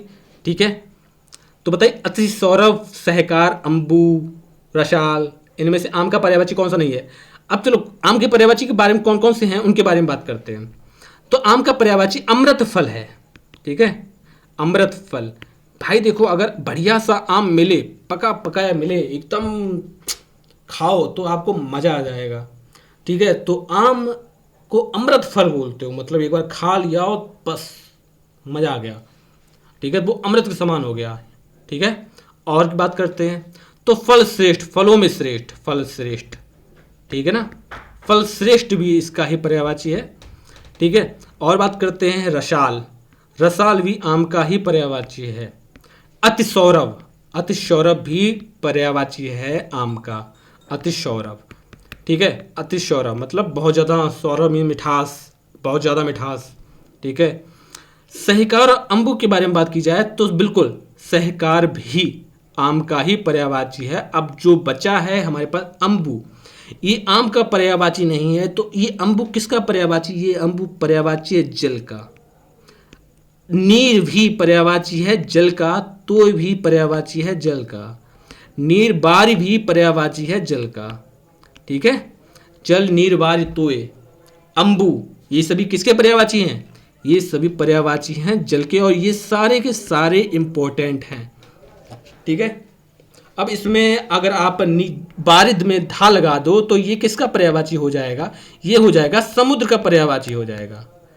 ठीक है, तो आपको याद ही करो और उसमें थोड़ा बहुत, ठीक है, थोड़ा बहुत कुछ जोड़ो कुछ घटाओ और उसे बना दो। समझ रहे हो, चीज़ें टफ नहीं है, चीज़ें आप टफ बना लेते हो। ठीक है, जलद भी हो गया, इसमें धा लगा दो, ठीक है, तो ये भी समुद्र का ही पर्यायवाची हो जाएगा। ठीक है, आगे बढ़ते हैं हम। 15वां क्वेश्चन हो गया है, तो 16वां क्वेश्चन कमेंट बॉक्स में जल्दी से आप तैयार हो जाइए कि निम्नलिखित में से विष्णु का पर्यायवाची शब्द नहीं है। विष्णु जो है वो उनका पर्यायवाची नहीं है, पूछा गया है। हमारे पास ऑप्शन है, बात नहीं की जा रही है, विष्णु के पर्यायवाची लिख मत आना। तो बात ये भी बहुत ज़्यादा बड़ा है, क्योंकि कभी कभी ऐसा होता है ना कि पूछा कुछ और जाता है और हम हल टिक किसी और पे करके आते हैं। तो इस जो नहीं है ना, इस पर भी विशेष ध्यान रखना। ठीक है, तो विष्णु का पर्यायवाची कौन सा नहीं है? कमलेश, कमलकांत, कमलाकांत और कमलपति, कमलापति या कमलाशन। तो इसका जो राइट आंसर है वो कौन सा हो जाना चाहिए? जल्दी से आप बताइए कि विष्णु का पर्यायवाची शब्द कौन सा नहीं होगा। ठीक है, अब देखो कमलापति, कमलाकांत या कमलेश, ठीक है, विष्णु के कौन कौन से पर्यायवाची और हैं उनके बारे में बात करते हैं। नारायण, नारायण भी पर्यायवाची किसका है? विष्णु का। जनार्दन, ठीक है, जनार्दन किसका पर्यायवाची है? विष्णु का। लक्ष्मीपति, लक्ष्मीपति, लक्ष्मीपति किसका पर्यायवाची है? विष्णु का। ठीक है, श्रीपति, श्रीपति किसका पर्यायवाची है? लक्ष्मी का। और सिर्फ श्री के बारे में बात की जाए तो ये किसका पर्यायवाची हो जाएगा? ये हो जाएगा लक्ष्मी का। और उसमें पति जोड़ दिया जाएगा तो वो पर्यायवाची हो जाएगा विष्णु भगवान का। ठीक है, और बात करते हैं अब इनके बारे, इन प्रश्नों के बारे में बात करते हैं। कमलेश, कमलेश पर्यायवाची है, कमलेश पर्यायवाची है विष्णु का। वहीं कमलकांत, कमलाकांत किसका पर्यायवाची हो जाएगा? कमलाकांत, कमलाकांत किसका पर्यायवाची हो जाएगा? पर्यायवाची हो जाएगा विष्णु का। वहीं कमलापति भी और कमलाशन, इन दो चीज़ों में फ़र्क है। कमलापति और कमलाशन में विष्णु जी का ही पर्यायवाची हो जाएगा कमलापति। कमलापति भी पर्यायवाची हो जाएगा भगवान विष्णु का। ठीक है, कमलाशन के बारे में बात की जाए तो कमलाशन जो कि है ब्रह्मा का पर्यायवाची। ठीक है, ब्रह्मा का पर्यायवाची कमलाशन और ब्रह्मा का भी पर्यायवाची कमलाशन हो जाएगा। ठीक है, तो इन प्रश्नों को आप विशेष तौर पर ध्यान रखें जिससे कि आपका प्रश्न गलत बिल्कुल ना हो। ठीक है, और ब्रह्मा जी के और पर्यायवाची हैं और भी, जैसे कि आप, ठीक है, गणपत। अब एक और एक नाम आता है गणादेव, गणपत। ठीक है, गणपत तो गणेश जी का ही, और उसके बाद एक होता है गणधिप। ठीक है, गणधिप, गणधिप के बारे में बात की जाए तो ये बताइए ये किसका पर्यायवाची? तो ये है गणेश जी का, गणेश जी का पर्यायवाची है गणधिप। क्लियर? कोई समस्या है तो आप अभी बता सकते हैं, आपके प्रश्न का सही आंसर अभी सॉल्व कर लिया जाएगा। और आपसे अगर कोई भी दिक्कत हो रही हो तो बिल्कुल। अब ब्रह्मा जी के और पर्यायवाची के बारे में बात की जाए तो जनार्दन तो नारायण का हो गया, वहीं, ठीक है, कमलाशन ब्रह्मा जी का हो गया। और चतुर्भुज, चतुर्भुज किसका हो? एक मिनट, चतुर्भुज एक कंफ्यूज हो जाते थे, बताइए चतुर्भुज किसका हो जाएगा? तो चतुर्भुज हो जाएगा किसका पर्यायवाची? ब्रह्मा जी का नहीं, चतुरानन हो जाएगा। चतुरानन, चतुरानन पर्यायवाची हो जाएगा ब्रह्मा जी का। वहीं चतुर्मुख भी पर्यायवाची हो जाएगा ब्रह्मा जी का, चतुर्मुख। क्लियर? ये सब किसके पर्यायवाची हो जाएंगे? ये सब ब्रह्मा जी के पर्यायवाची हो जाएंगे। हम नेक्स्ट क्वेश्चन पे आते हैं। क्वेश्चन नंबर 17 देखो क्या कह रहा है। क्वेश्चन नंबर 17 देखो क्या कह रहा है कि बताइए निम्नलिखित में से एक स्वर्ण का पर्यायवाची शब्द नहीं है। स्वर्ण का पर्यायवाची नहीं है, तो स्वर्ण के बारे में बात की जा रही है कि बताइए स्वर्ण का पर्यायवाची कौन सा नहीं है। जल्दी से इसका राइट आंसर लिखिए कमेंट बॉक्स में कि स्वर्ण का पर्यायवाची नहीं है हेम, हाटक, हिरण्य, कलधौत। जल्दी से स्वर्ण का पर्यायवाची कौन सा नहीं है, इस प्रश्न का राइट आंसर दीजिए कि स्वर्ण का पर्यायवाची शब्द कौन सा नहीं है। हेम हो जाएगा, ऑप्शन नंबर ए हेम, ऑप्शन नंबर बी हाटक, ऑप्शन नंबर सी हिरण्य, या ऑप्शन नंबर डी कलधौत। अब स्वर्ण के बारे में बात की जाए तो स्वर्ण के बारे में बात की गई है, स्वर्ण अर्थात सोना के बारे में बात की गई है। तो सोना एक धातु है, आपको पता ही है, और जो बहुत महंगा है इस टाइम पे। ठीक है, इसके बाद जिसके पास जितना सोना है वो उतना लखपति है, करोड़पति भी हो सकता है, लेकिन हम लखपति के बारे में बात करते हैं, मिडिल क्लास वाले लोग हैं। तो स्वर्ण का पर्यायवाची क्या हो जाएगा? स्वर्ण को सोना बोलते हैं। ठीक है, आपने एक सुना होगा, कनक कनकते सौगुनी मादकता अधिकाय, उही खाए बहुराए जग, उही पाए बहुराए। तो एक दोहा है, ठीक है, जिसमें से कनक का मतलब धतूरा भी होता है। ठीक है, कनक का मतलब, ठीक है, कनक का मतलब क्या होता है, धतूरा भी होता है, और कनुक का मतलब सोना भी होता है। ठीक है, अब वो अलग बात है कि आपको कौन से लेवल पे चाहिए। ठीक है, नाम शब्द एक ही है लेकिन अर्थ दो अलग अलग हैं और अलग अलग टाइम पर। तो एक का तो कनक तो हो ही गया। ठीक है, ताम्रस। ठीक है, कंचन, कंचन के बारे में बात करते हैं, सोना में कंचन। ठीक है, कंचन, कनक हो गया, कंचन हो गया। हेम भी पर्यायवाची है किसका, हेम भी पर्यायवाची है किसका, तो हेम भी पर्यायवाची है किसका, स्वर्ण का। बिल्कुल। हिरण्य के बारे में बात की जाए, हिरण्य, ठीक है, हिरण्य पर्यायवाची है किसका, सोना का ही अर्थात स्वर्ण का ही। हेम भी पर्यायवाची है स्वर्ण का। ठीक है, कलधौत, कलधौत की भी पर्यायवाची है किसका, कलधौत भी पर्यायवाची है सोना का। वहीं ताम्रस के बारे में बात की जाए तो ताम्रस भी पर्यायवाची है किसका, ताम्रस। ये सभी किसके पर्यायवाची, ये सभी सोने के पर्यायवाची। स्वर्ण आभूषण के बारे में बात की जा रही है, स्वर्ण के बारे में बात की जा रही है। ठीक है, तो ये तो उम्मीद है कि आपको सभी याद रहेंगे। ठीक है, तो इसका जो राइट आंसर क्या हो जाएगा, देखो हमको हमको कलधौत मिल गया, हमको हेम मिल गया, और हमको हाटक और हिरण्य में देखी जाए, ठीक है, तो हमको हिरण्य भी मिल गया। तो हमारा सही आंसर क्या हो जाएगा, हमारा सही जो इस प्रश्न का राइट आंसर हाटक है। यानी कि स्वर्ण का जो पर्यायवाची है वो हाटक पर्यायवाची नहीं है। बाकी ये सारे पर्यायवाची सोने के पर्यायवाची है, यानी स्वर्ण के पर्यायवाची है, लेकिन हाटक स्वर्ण का पर्यायवाची बिल्कुल भी नहीं होगा। ठीक है, तो इस प्रश्न का जो राइट आंसर है वो क्या हो जाएगा, वो ऑप्शन नंबर बी या ऑप्शन नंबर सी। थोड़ा सा एक मिनट थोड़ा कंफ्यूज हुआ है आई थिंक कुछ। ठीक है, इसमें स्वर्ण के पर्यायवाची के बारे में बात की, जबकि हिरण्य भी, हिरण्य पर्यायवाची है स्वर्ण का। ठीक है, तो इस प्रश्न का जो सही आंसर हो जाएगा वो हाटक है, हिरण्य भी है, हेम भी है। ठीक है, कलधौत के बारे में कलधौत भी है। ठीक है, तो पर्यायवाची तो ये सबके सभी स्वर्ण के पर्यायवाची हैं। ठीक है, एक बार चेक कर लेते हैं, कंचन है, कनक भी है, हेम भी है, हिरण्य भी है, हाटक भी है, कलधौत भी है, सबके सभी जात रूप। इस स्वर्ण का एक पर्यायवाची और है जात रूप। ठीक है, तो इस प्रश्न में कोई भी सही नहीं है, स्वर्ण का पर्यायवाची ये सभी आ जाएंगे। क्लियर, यानी स्वर्ण के पर्यायवाची में ये सभी प्रश्न, सभी पर्यायवाची स्वर्ण के पर्यायवाची हैं। ठीक है, तो इसका कोई भी सही आंसर नहीं होगा। तो आयोग ने इसको सभी के लिए समान अंक दिए होंगे। ठीक है, ऑप्शन नंबर, क्वेश्चन नंबर 18 पर आते हैं। पर्यायवाची की दृष्टि से एक वर्ग शुद्ध है, पर्यायवाची की दृष्टि से एक वर्ग शुद्ध है, बताइए इनमें से कौन सा वर्ग है जो पर्यायवाची की दृष्टि से शुद्ध है। तो इंद्र हो गया, रतीश हो गया, सहस्राक्ष हो गया, मघवा हो गया।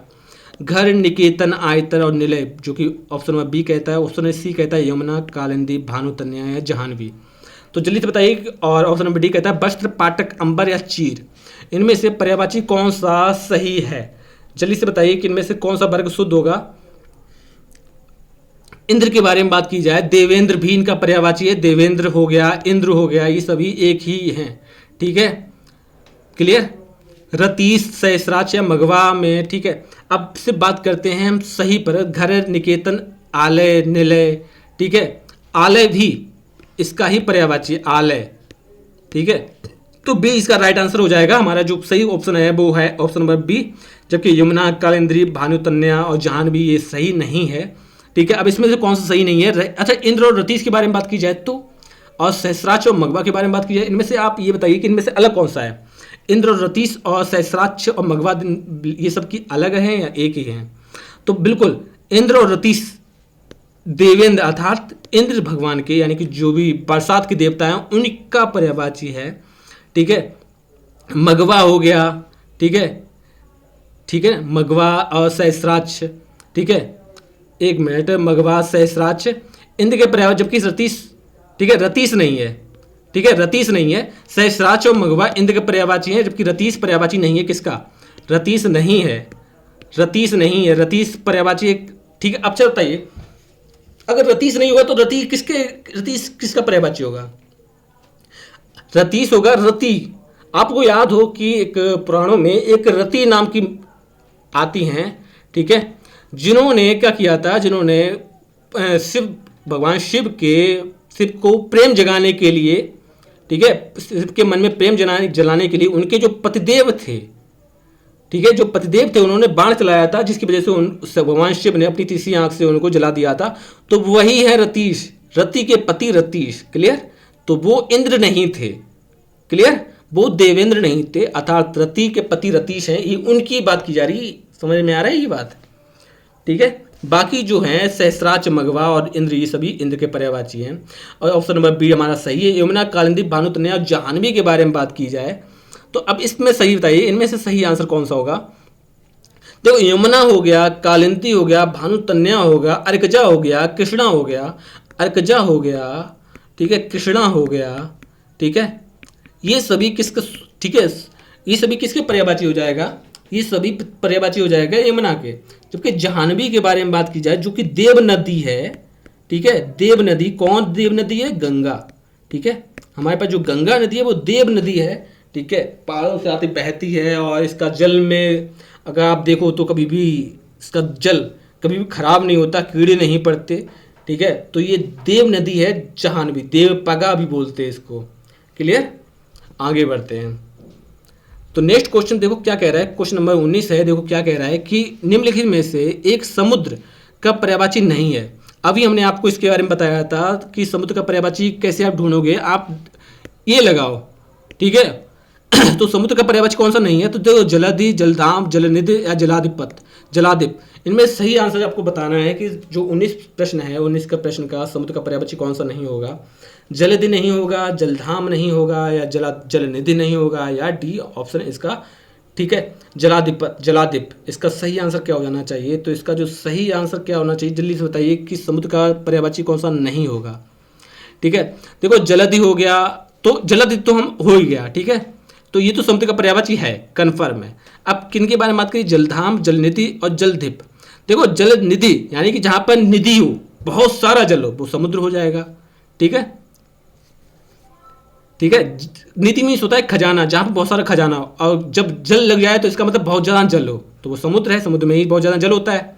क्लियर, तो ऑप्शन नंबर बी भी नहीं होगा क्योंकि हमसे नहीं पूछा गया है। जलधाम के बारे में बात कीजिए, ऐसा धाम जिसमें जल ही जल हो, बिल्कुल, तो वो इसका राइट आंसर, इसका जो जलधाम भी नहीं होगा। जलाधिप, बिल्कुल, जलाधिप इसका राइट आंसर हो जाएगा। ठीक है, अब जलाधिप के बारे में और बात करते हैं। तो जलाधिप एक वैदिक देवता थे। कौन से देवता थे? वरुण। जलाधिप कौन देवता थे? वरुण देवता थे। अब वरुण देवता के बारे में और कुछ समझते हो आप? वरुण, ठीक है, वरुण के बारे में और क्या बात करते हो? ठीक है, वरुण, अरुण, वरुण, ठीक है ना, वही वाले। ठीक है, और बात करते हैं समुद्र के और पर्यायवाची के बारे में बात करते हैं। तो सागर, समुद्र का और पर्यायवाची कौन कौन सा है? सागर है, ठीक है, सिंधु है, ठीक है, याद रख लो और नोट कर लो, हो सकता है आपको नहीं मिलेगी। उदधि, ठीक है, उदधि, नदीश, बारिश, ठीक है, नदीश, बारिश, ये सभी किसके पर्यायवाची हैं? ये सभी समुद्र के ही पर्यायवाची हैं। रत्नाकर हो गया, रत्नाकर, ठीक है, रत्नों का खजाना हो। ठीक है, अर्णव, पयोनिधि, कौन कौन से? रत्नाकर, अर्णव, अर्णव, पयोनिधि, पयोनिधि, पयो मीन्स क्या होता है? पय मीन्स क्या होता है? पयोनिधि, पहले लिख लो, पयोनिधि। पय मीन्स क्या होता है? पय मीन्स होता है जल। ठीक है, तो जल का एक पर्यायवाची पय भी है। क्लियर, और बात करते हैं तोय निधि। ठीक है, तोय निधि भी पर्यायवाची। तोय निधि क्या है? तोय निधि, तोय निधि, ठीक है, किसका है? समुद्र का है। वहीं सरितप्तति, सरितप्तति नहीं याद रखोगे तब भी कोई दिक्कत नहीं है। ठीक है, देखो, पानी का पर्यायवाची होता है जल, नीर, वायु, तोय। अब उनमें सब निधि लगा दो, धी लगा दो, तो वो अपने आप ही समुद्र का पर्यायवाची बन जाता है। क्लियर है ना ये बात? ठीक है, नेक्स्ट क्वेश्चन पे आते हैं। क्वेश्चन नंबर 20 क्या है, क्या कह रहा है? क्वेश्चन नंबर 20 क्या कह रहा है कि बताइए नदी का पर्यायवाची कौन सा नहीं है? देखो, प्रश्नों में ऐसा होता है कि हमारे पास जो आरओ का एग्जाम है उसमें सबसे ज़्यादा ये नहीं पूछा जाता है कि कौन सा इनमें से कौन सा होगा, उसमें पूछा जाता है कि कौन सा नहीं होगा। अब नहीं वाला आप तभी छांट सकते हो जो बाकी जो 3 ऑप्शन है, बाकी तीनों ऑप्शन के बारे में आपको पता होगा। ठीक है, तो नदी का पर्यायवाची कौन सा नहीं है? निम्नगा, त्रिपतिका, कुलकंसा या कुलवती। तो इनमें से जो सही आंसर होगा वो क्या हो जाएगा? नदी का पर्यायवाची के बारे में बात की जा रही है, बताइए जल्दी से इसका सही आंसर क्या हो जाएगा? नदी के बारे में, नदी का पर्यायवाची के बारे में बात की है। ठीक है, तो इसका क्या हो जाएगा? निम्नका, त्रिपतिका, कुलकंसा या कुलवती। तो इसका जो राइट आंसर होगा वो जल्दी से बताइए वो क्या हो जाएगा? ठीक है, अब इसका जो नदी के बारे में बात की जा रही है, नदी, ठीक है, नदी के बारे में बात की जा रही है, तो नदी के पर्यायवाची के बारे में बात करें तो सरिता, सरिता किसका पर्यायवाची है? नदी का। ठीक है, तरड़ी, सरिता तरड़ी, पयोशनी, ठीक है, पयोशनी, पयोशनी, पयोशनी, ठीक है, तरड़ी, तरड़ी, ठीक है, और अपागा, अपगा, आपगा, आपगा, और लहरी, लहरी, ये सभी किसके पर्यायवाची हैं? ये सभी पर्यायवाची हैं नदी के। ठीक है, कूल कंसा, कूल कंसा, कूल, ठीक है, कंसा किसके पर्यायवाची है? नदी के। कूलवती किसके पर्यायवाची है? नदी के, कूलवती। ठीक है, निम्नगा पर्यायवाची है? निम्न का पर्यायवाची है किसका? नदी का। और त्रिपतिका पर्यायवाची नहीं है। ठीक है, तो त्रिपतिका किसका पर्यायवाची होगा? वही हमारे पास एक ही नदी है, देवों की नदी, देव नदी, जैसे कि आपको बताया देव नदी। ठीक है, देवपगा, ठीक है, देवपगा, ठीक है, जानवी, क्लियर, जानवी, वही है त्रिपतिका, हमारे पास जो देव नदी है त्रिपतिका। ठीक है, तो ये सभी किसके पर्यायवाची हैं? ये सभी पर्यायवाची हैं नदी के, सॉरी ये सभी पर्यायवाची हैं गंगा के, माँ गंगा के। ठीक है, बाकी ये जो पर्यायवाची वो किसके हैं? वो हैं किसके पर्यायवाची? वो हैं सभी नदी के। क्लियर, इस प्रश्न का सही आंसर आपको पता लग गया होगा। नेक्स्ट क्वेश्चन पे आते हैं। आज की वीडियो आई थिंक ज़्यादा लंबी होगी क्योंकि ऑलरेडी 1 आवर हो चुका है हमारा, और हमारे प्रश्न अभी बाकी हैं, तो कोशिश करते हैं जल्दी से जल्दी इस श्रृंखला को समाप्त करने की। ठीक है, क्वेश्चन नंबर 21 देखो क्या कह रहा है कि एक बर्तनी शुद्ध है, खेवैया, न्योछावर, अनन्नास या निरपेक्ष। जल्दी से इसका राइट आंसर बताइए कि एक ही की बर्तनी शुद्ध है, खेवैया, ठीक है, न्योछावर, अनन्नास या निरपेक्ष। तो इसका जो सही आंसर क्या होगा? अनन्नास होगा, निरपेक्ष हो गया, न्योछावर हो गया, खवैया हो गया। तो इसका जो राइट आंसर क्या होना चाहिए? जल्दी से बताइए, जिस बर्तनी की दृष्टि से कौन सा शुद्ध होगा। ठीक है, तो देखो जब बर्तनी की दृष्टि से बात की जाए तो अनन्नास शुद्ध होगा। ठीक है, निरपेक्ष गलत है, न्योछावर, खवैया नहीं, खेवैया होता है। ठीक है, तो इसका जो शुद्ध क्या होगा? खेवैया होगा, खवैया नहीं होगा। हाँ, हम लोग बोलते जरूर हैं खेवैया, खिवैया, बट वो शुद्ध नहीं, वो हम अशुद्ध बोलते हैं, तो खेवैया इसका शुद्ध होगा। ठीक है, न्योछावर, ठीक है, न्योछावर नहीं होता है, न्यो बड़ी ओ की मात्रा नहीं होती है बल्कि छोटे ओ की मात्रा लगती है, तो इस तरह लिखा जाता है न्योछावर। ठीक है, अनन्नास तो सही शुद्ध है। और निरपेक्ष के बारे में बात की जाए तो निरपेक्ष इस तरह लिखा जाता है, निरपेक्ष। ठीक है, निरपेक्ष इस तरह लिखा जाता है, ना कि ऊपर लगा होता है। क्लियर, आगे बढ़ते हैं। क्वेश्चन नंबर 22 देखो, क्वेश्चन नंबर 22 क्या कह रहा है कि एक की बर्तनी फिर से शुद्ध है, कौन सी शुद्ध छाटें? सत्यदर्शन, अनापेक्षित, क्लिष्ट या पर्यवसान। तो इसका जो राइट आंसर है जल्दी से बताइए, इसका राइट आंसर क्या होगा? एक की बर्तनी कौन सी, किसकी बर्तनी शुद्ध है? तो किसकी बर्तनी शुद्ध है? जल्दी से इसका राइट आंसर बताइए कि सत्यदर्शन की शुद्ध है, ठीक है, या अनापेक्षित की शुद्ध है, क्लिष्ट की शुद्ध है, या पर्यवसान की शुद्ध है। तो इसका जो राइट आंसर होगा जल्दी कमेंट बॉक्स में लिखिए कि इसका राइट आंसर क्या होगा। सत्यदर्शन, अनापेक्षित, क्लिष्ट या पर्यवसान। तो इसका जो राइट आंसर होगा वो होगा पर्यवसान। पर्यवसान की जो बर्तनी है वो शुद्ध होगी, बाकी सभी अशुद्ध हैं। आप इनको शुद्ध बनाते हैं। ठीक है, सट दर्शन नहीं होता है बल्कि सड दर्शन होता है, सड दर्शन होता है। ठीक है, सड दर्शन होता है, सट दर्शन नहीं होता है। ठीक है, अनापेक्षित नहीं होता है बल्कि अनपेक्षित होता है, अनपेक्षित होगा। क्लियर, अनपेक्षित होता है। क्लिष्ट नहीं होता है बल्कि क्लिष्ट को इस तरह लिखते हैं। ठीक है, ये आधा का बना होता है, आधा का, ला, और इस तरह से। तो ये जो हैं आपके लिए महत्वपूर्ण हैं, इसीलिए आपको वैसा आपको बताते नहीं, लेकिन हाँ ये भी इम्पोर्टेंट है, इसलिए आपको ध्यान में रखना है। ठीक है, क्योंकि हो सकता है इनमें से आपको आ जाए, और आए भी है, क्लिष्ट भी आया है, सत्यदर्शन भी आया, अनपेक्षित भी आया है, क्योंकि ये फेवरेट ऑप्शंस हैं। ठीक है, फेवरेट ऑप्शंस हैं एग्जाम्स के। क्वेश्चन नंबर 23 को क्या कह रहा है कि एक की बर्तनी में कौन से उन्हें या उन्हें, इस तरह से बताइए। इनमें से सही आंसर बताइए जल्दी से देखकर कि इसका राइट आंसर क्या होगा। ABCD में इनका राइट आंसर बताइए कि इसका राइट आंसर क्या होगा। जल्दी से बोलिए कि इस प्रश्न का राइट आंसर क्या होगा। तो इसका जो राइट आंसर होगा वो होगा इस तरह, उन्नयन। ठीक है, ये इस प्रश्न का, इसकी बर्तनी शुद्ध है। ठीक है, अब क्वेश्चन नंबर 24 पर आते हैं। एक की बर्तनी शुद्ध है, इनमें से कौन सा है जिसकी बर्तनी शुद्ध है? आविष्कार, देवासी, निशब्द या जमाता। तो इसका मतलब जल्दी से इसका राइट आंसर बताइए। क्वेश्चन नंबर 24 है कि बताइए कि इसकी कौन सा राइट आंसर शुद्ध होगा। ठीक है, जल्दी से इसका राइट आंसर लिखिए कि इसका राइट आंसर कौन सा होगा। एक की बर्तनी किसकी शुद्ध है, आविष्कार, देवार्षि, निशब्द या जमाता।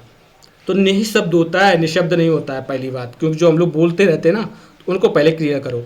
निःशब्द होता है, निशब्द इस तरह नहीं लिखा जाता, जबकि निःशब्द इस तरह लिखा जाता है। जमाता नहीं लिखा जाता है, जा माता लिखा जाता है, जा माता, ठीक है। उसके बाद देवार्षि को देवार्षि नहीं लिखा जाता, जबकि देवर्षि लिखा जाता है, देवर्षि। बोलते होगे वो अलग बात है, बट शुद्ध नहीं बोलते हो, यही प्रॉब्लम है। आविष्कार बर्तनी की दृष्टि से पहले से ही शुद्ध है, और हमारे इस प्रश्न का राइट आंसर आविष्कार ही है। क्लियर। नेक्स्ट क्वेश्चन पे आते हैं। क्वेश्चन नंबर देखो 25 क्वेश्चन क्या कह रहा है कि एक वाक्य शुद्ध है, इनमें से बताइए इनमें से कौन सा वाक्य शुद्ध है। ठीक है। ऑप्शन नंबर ए कह रहा है कि पर्वतीय प्रदेश में प्रातः काल का दृश्य बहुत चित्ताकर्षक था होता है। ठीक है, पर्वतीय प्रदेश में प्रातः काल का दृश्य बहुत चित्ताकर्षक होता है। ऑप्शन नंबर बी कहता है कि प्रत्येक धर्म के लिए अच्छा सद्भाव रखना हमारा कर्तव्य है। मेरे वेतन का अधिकांश भाग बच्चों की पढ़ाई में ही खर्च हो जाता है, या इस बात का स्पष्टीकरण होना चाहिए। जल्दी से इस बात का सही से आंसर दीजिए। ठीक है, कि एक वाक्य में कौन सही होगा कि पर्वतीय प्रदेश में प्रातः काल का दृश्य बहुत चित्ताकर्षक होता है, या ऑप्शन नंबर बी कहता है कि प्रत्येक धर्म के लिए अच्छा सद्भाव रखना हमारा कर्तव्य है। ऑप्शन नंबर डी कह रहा है कि मेरे वेतन का अधिकांश भाग बच्चों की पढ़ाई में भी खर्च होता है। ऑप्शन नंबर डी कहता है इस बात का स्पष्टीकरण करना आवश्यक है। आज आप मान के चलिए कि ऑलरेडी आपकी क्लास लेनी बहुत ही आवश्यक थी, और इस टाइम पीरियड में ना पंखा चल रहा है ना ही कोई ठीक है साधन है, लेकिन फिर भी हम आपके लिए क्लास लेकर आए हैं। जो हम आपके लिए मेहनत कर रहे हैं, तो आप भी उम्मीद है कि आप अपने लिए मेहनत ज़रूर करेंगे।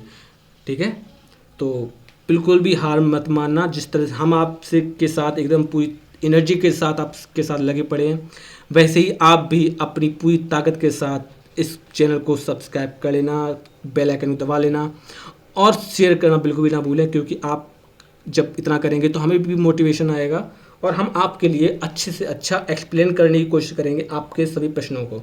ठीक है, तो इस प्रश्न का सही आंसर बताइए कि इनमें से कौन सही आंसर हो जाएगा। ठीक है, तो इसका जो राइट आंसर हो जाएगा वो हो जाएगा ऑप्शन नंबर ए। अब कौन कैसे कैसे गलत हैं, तो देखो मेरे धर्म के लिए अच्छा सद्भाव रखना, देखो सद्भाव रखा नहीं जाता। दूसरी बात है कि अच्छा और सद्भाव दोनों एक ही है, तो आप इन दोनों को एक साथ नहीं लागोगे। सद्भाव का मतलब होता ही अच्छा है, सद्भाव, सद्भाव। ठीक है, भाव में होता है भावना, और सद में अच्छा, तो इसमें अच्छा और सद्भाव दोनों एक जगह नहीं आएगा। अच्छा को हटा दो, बाकी सब सही है। मेरे वेतन का अधिकांश भाग बच्चों की पढ़ाई में ही खर्च होता है। देखो अधिकांश भाग बच्चों की पढ़ाई में ही खर्च होता है। पहली बात है कि अधिकांश और भाग दोनों एक जगह नहीं आएगा, क्योंकि अधिकांश में अधिक में पहला सही अंश जुड़ दिया है, और अंश का अर्थ ही होता है भाग, तो इसलिए भाग नहीं आएगा। ठीक है, इस बात का स्पष्टीकरण करना आवश्यक। देखो स्पष्टीकरण और करना, स्पष्टीकरण में ऑलरेडी करना जुड़ चुका है, तो इसलिए करना यहाँ पर नहीं लगेगा। क्लियर है ना, बहुत टेक्निकल था प्रश्न। ठीक है, इतना आसान नहीं ले सकते इसको। क्वेश्चन नंबर 26 है कि एक की बर्तनी शुद्ध है कौन सी। किस प्रश्न की बर्तनी शुद्ध है, राजमहल, कोमलांगिनी, निरोग या अच्छौड़ी। तो इसका मतलब जल्दी से इसका राइट आंसर दीजिए कि इसका सही आंसर क्या हो जाएगा। ठीक है, कि राजमहल, कोमलांगिनी, निरोग या अच्छौड़ी, इनमें सही आंसर जल्दी से बताइए कि इसका शुद्ध बर्तनी क्या हो जाएगी। देखो अच्छौड़ी शुद्ध है, जबकि बाकी तीनों अशुद्ध है। देखो राजमहल नहीं होता, जबकि राजमहल होता है। ठीक है, राजमहल होता है, राजमहल नहीं होता है, राजमहल नहीं है, राजमहल। क्लियर। कोमलांगी, कोमलांगी होता है ना कि कोमलांगनी होता है। ठीक है, ये हट जाएगा, कोमलांगी हो जाएगा। निरोग हो जाता है, निरोग। ठीक है, या निरोग, निरोग नहीं बोलोगे, निरोग बोलोगे, निरोग। क्लियर। आगे बढ़ते हैं। क्वेश्चन नंबर 27 देखो क्या कह रहा है कि एक वाक्य कौन सा शुद्ध है छाड़ना है। यह तो अच्छा हुआ कि चोरों का पदार्पण होते ही मैं जाग गया। ऑप्शन नंबर बी देखो क्या कह रहा है, अच्छे लेखन के लिए शब्द संयम बहुत आवश्यक है। ऑप्शन नंबर सी कह रहा है कक्षा में असंख्य जनसमूह उपस्थित थे। और ऑप्शन नंबर डी कह रहा है रामचरितमानस तुलसी की सबसे सुंदरतम कृति है। इनमें सही आंसर जल्दी से लिखिए कि इनमें से सही आंसर क्या हो जाएगा। यह तो अच्छा हुआ कि चोरों का पदार्पण होते ही मैं जाग गया, या अच्छे लेखन के लिए शब्द संयम आवश्यक है। ठीक है, तो जल्दी से इसका राइट आंसर लिखिए कि इस बार कौन सा हो जाएगा। ऑप्शन नंबर सी कच्छ में असंख्य जनसमूह उपस्थित थे, या ऑप्शन नंबर डी रामचरितमानस तुलसी की सबसे सुंदरतम कृति है। इनमें सही आंसर क्या हो जाएगा। देखो अच्छे लेखन के लिए शब्द संयम आवश्यक है, ये इसका राइट आंसर है। यह तो अच्छा हुआ कि चोरों का पदार्पण नहीं होता, पहली बात। कक्षा में असंख्य जनसमूह, देखो जब जनसमूह में ही असंख्य हो जाता है, ठीक है। और रामचरित मानस तुलसी की सबसे सुंदरतम कृति है, देखो सुंदरतम में ही सबसे आ जाती है, ठीक है। इसमें एक ही सुपरलेटिव डिग्री हो सकती है, क्योंकि सुंदर की सुपरलेटिव डिग्री सुंदरतम होती है, ना कि सबसे सुंदरतम। क्लियर। नेक्स्ट क्वेश्चन पे आते हैं हम लोग। क्वेश्चन नंबर 28 क्या कह रहा है, एक वाक्य शब्द में एक वाक्य शुद्ध है, खेत जोतने के लिए पारंपरिक उपादान हल का स्थान अब ट्रैक्टर ने ले लिया है, ठीक है। समझ रहे हो, खेत जोतने के लिए पारंपरिक उपादान हल का स्थान अब ट्रैक्टर ने लिया है। निरपराधी के विरुद्ध दंडात्मक कार्रवाई का किया जाना दुर्भाग्यपूर्ण है। और श्रीमती रेड्डी जिस स्तर की नृत्यांगना है, उनके पति उस स्तर के नृत्यांगन नहीं है। शिक्षा प्रणाली जनोपयोगी होनी चाहिए। तो इसका जो राइट आंसर बताइए, इनमें से सही आंसर क्या हो जाएगा, पहला बी या ए बी सी डी में से जल्दी से बताइए इनका राइट आंसर क्या हो जाएगा। देखो पढ़ने के लिए आपको प्रॉपर टाइम देते हैं। खेत जोतने के लिए पारंपरिक उपादान हल का स्थान अब ट्रैक्टर ने ले लिया है। निरपराधी के विरुद्ध दंडात्मक कार्रवाई का किया जाना दुर्भाग्यपूर्ण है। श्रीमती रेड्डी जिस स्तर की नृत्यांगना है, उनके पति उस स्तर के नृत्यांगन है नहीं है। और शिक्षा प्रणाली जनोपयोगी, तो इसका जो राइट आंसर होगा वो डी आंसर होगा, शिक्षा प्रणाली जनोपयोगी होनी चाहिए। अब कौन कौन से गलत है और किस तरह गलत है, देखो नृत्यांगन में नृत्यांगन नहीं होता है, नर्तक होता है, पुरुष नर्तक होता है, नृत्यांगन नहीं होता, ठीक है। क्लियर है ना। निरपराधी नहीं होता, निरपराध होता है, ठीक है, निरपराध होता है, निरपराधी नहीं होगा। क्लियर। खेत जोतने के लिए उपादान एक मटेरियल होता है, पदार्थ होता है, ठीक है। तो यहाँ पर उपादान की आवश्यकता नहीं है। आगे बढ़ते हैं। क्वेश्चन नंबर 29 देखो क्या कह रहा है कि भारतवर्ष के अतीत में कई निर्दयी शासक हुए हैं। एकत्रित भीड़ जय जयकार कर रही थी, गांधी जी चरखा चलाते थे, एक एक करके प्रत्येक छात्र कक्षा से निकल गए। तो इनमें से सही आंसर जल्दी से बताइए कि इसका सही आंसर क्या हो जाएगा, ठीक है। जल्दी से इसका सही आंसर बताइए कि इसका सही आंसर क्या हो जाएगा। भारतवर्ष के अतीत में कई निर्दयी शासक हुए, एकत्रित भीड़ जय जयकार कर रही है, गांधी जी चरखा चलाते हैं, एक एक करके प्रत्येक छात्र कक्षा से निकल गया। तो इसका जो राइट आंसर वो क्या हो जाएगा, देखो गांधी जी चरखा चलाते हैं, ये चरखा चलाते थे, ये इसका राइट आंसर है। बाकी ए बी और डी इसके राइट आंसर नहीं है। देखो क्यों नहीं है, क्यों निर्दयी नहीं होता, निर्दय होता है, निर्दय, ठीक है। जय जयकार कर रही है, एकत्रित भी, देखो भीड़ और एकत्रित दोनों एक जगह नहीं आएगा, भीड़ का मतलब ही वो एकत्र होना होता है, ठीक है। एक एक करके नहीं होता है, एक एक करके नहीं होगा, ये गलत है। प्रत्येक छात्र, देखो एक एक करके भी जुड़ दिया, उसका प्रत्येक भी जुड़ गया, तो प्रत्येक छात्र कक्षा से निकल गया, ये समझ में आता है, लेकिन एक एक करके ये नहीं। क्लियर। 30 क्वेश्चन देखते हैं। क्वेश्चन नंबर 30 एक वाक्य शुद्ध करना है। स्वामी विवेकानंद का भाषण सुनकर उपहास उड़ाने वाले अमेरिकियों पर घड़ों पानी पड़ गया। बाजार का साप्ताहिक अवकाश सोमवार को रहता है। वह दुखी स्त्री वैद्यता का जीवन बिता रही है। मैं सब परिवार सनानंदित हूँ। तो इसका जो राइट आंसर वो क्या हो जाएगा, जल्दी से बताइए कि इसका राइट आंसर क्या होना चाहिए। तो इसमें जो राइट आंसर हो जाएगा वो हो जाएगा ए। ऑप्शन नंबर ए इसका राइट आंसर है कि स्वामी विवेकानंद का भाषण सुनकर उपहास उड़ाने वाले अमेरिकियों का घड़ों पानी पड़ गया, ये बिल्कुल सही आंसर है। बाजार का साप्ताहिक अवकाश सोमवार को रहता है। देखो साप्ताहिक अवकाश नहीं होता है, ठीक है, बंदी होता है। क्लियर। सप्ताह बंदी समझते हो ना, वही बंदी होता है। वह दुखी स्त्री वैद्यता का जीवन जी रही, वैद्यता नहीं होगा, ठीक है।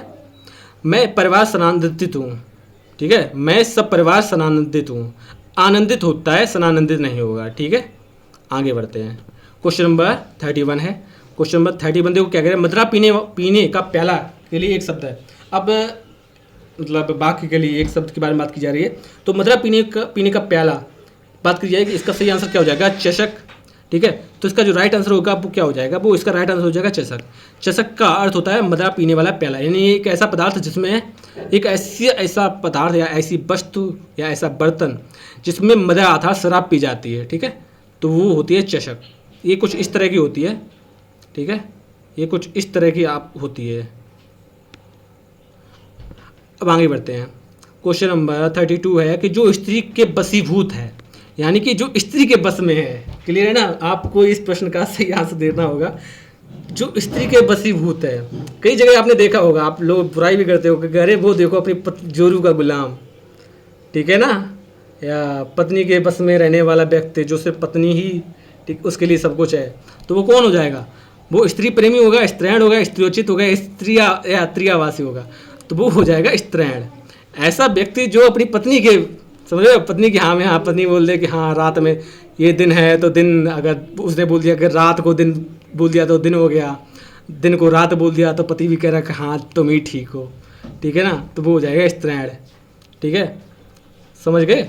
और स्त्रियोचित के बारे में बात की जाए, ठीक है, स्त्रियोचित, तो स्त्रियोचित का मतलब होता है स्त्री के समान गुण वाला।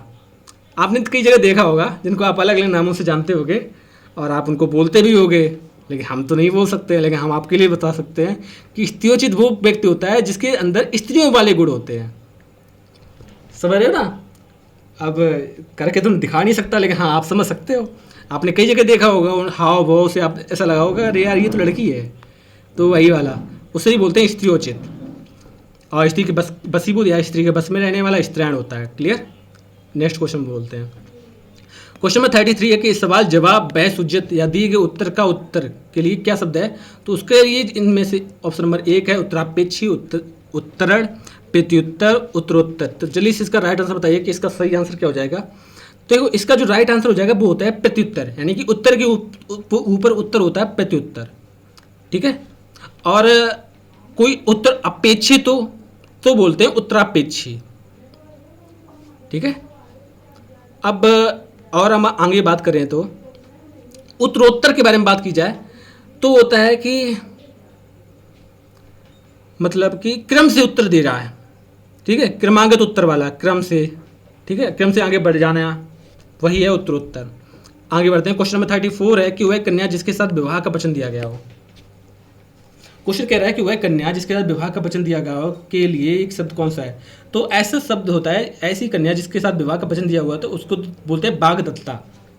ठीक है, बागदत्ता बोलते हैं। और ऐसी कन्या जिसका कन्यादान कर दिया जाए उसको बोलते हैं बागदान। क्लियर। आगे बढ़ते हैं। कोई और दिक्कत तो नहीं है। और बागबद्ध क्या बोलते हैं, ऐसी कन्या जो कुछ बोलती ना हो, मौन रहती हो। ठीक है, मौन रहती हो, चुपचाप, वही बोलते हैं बागवत।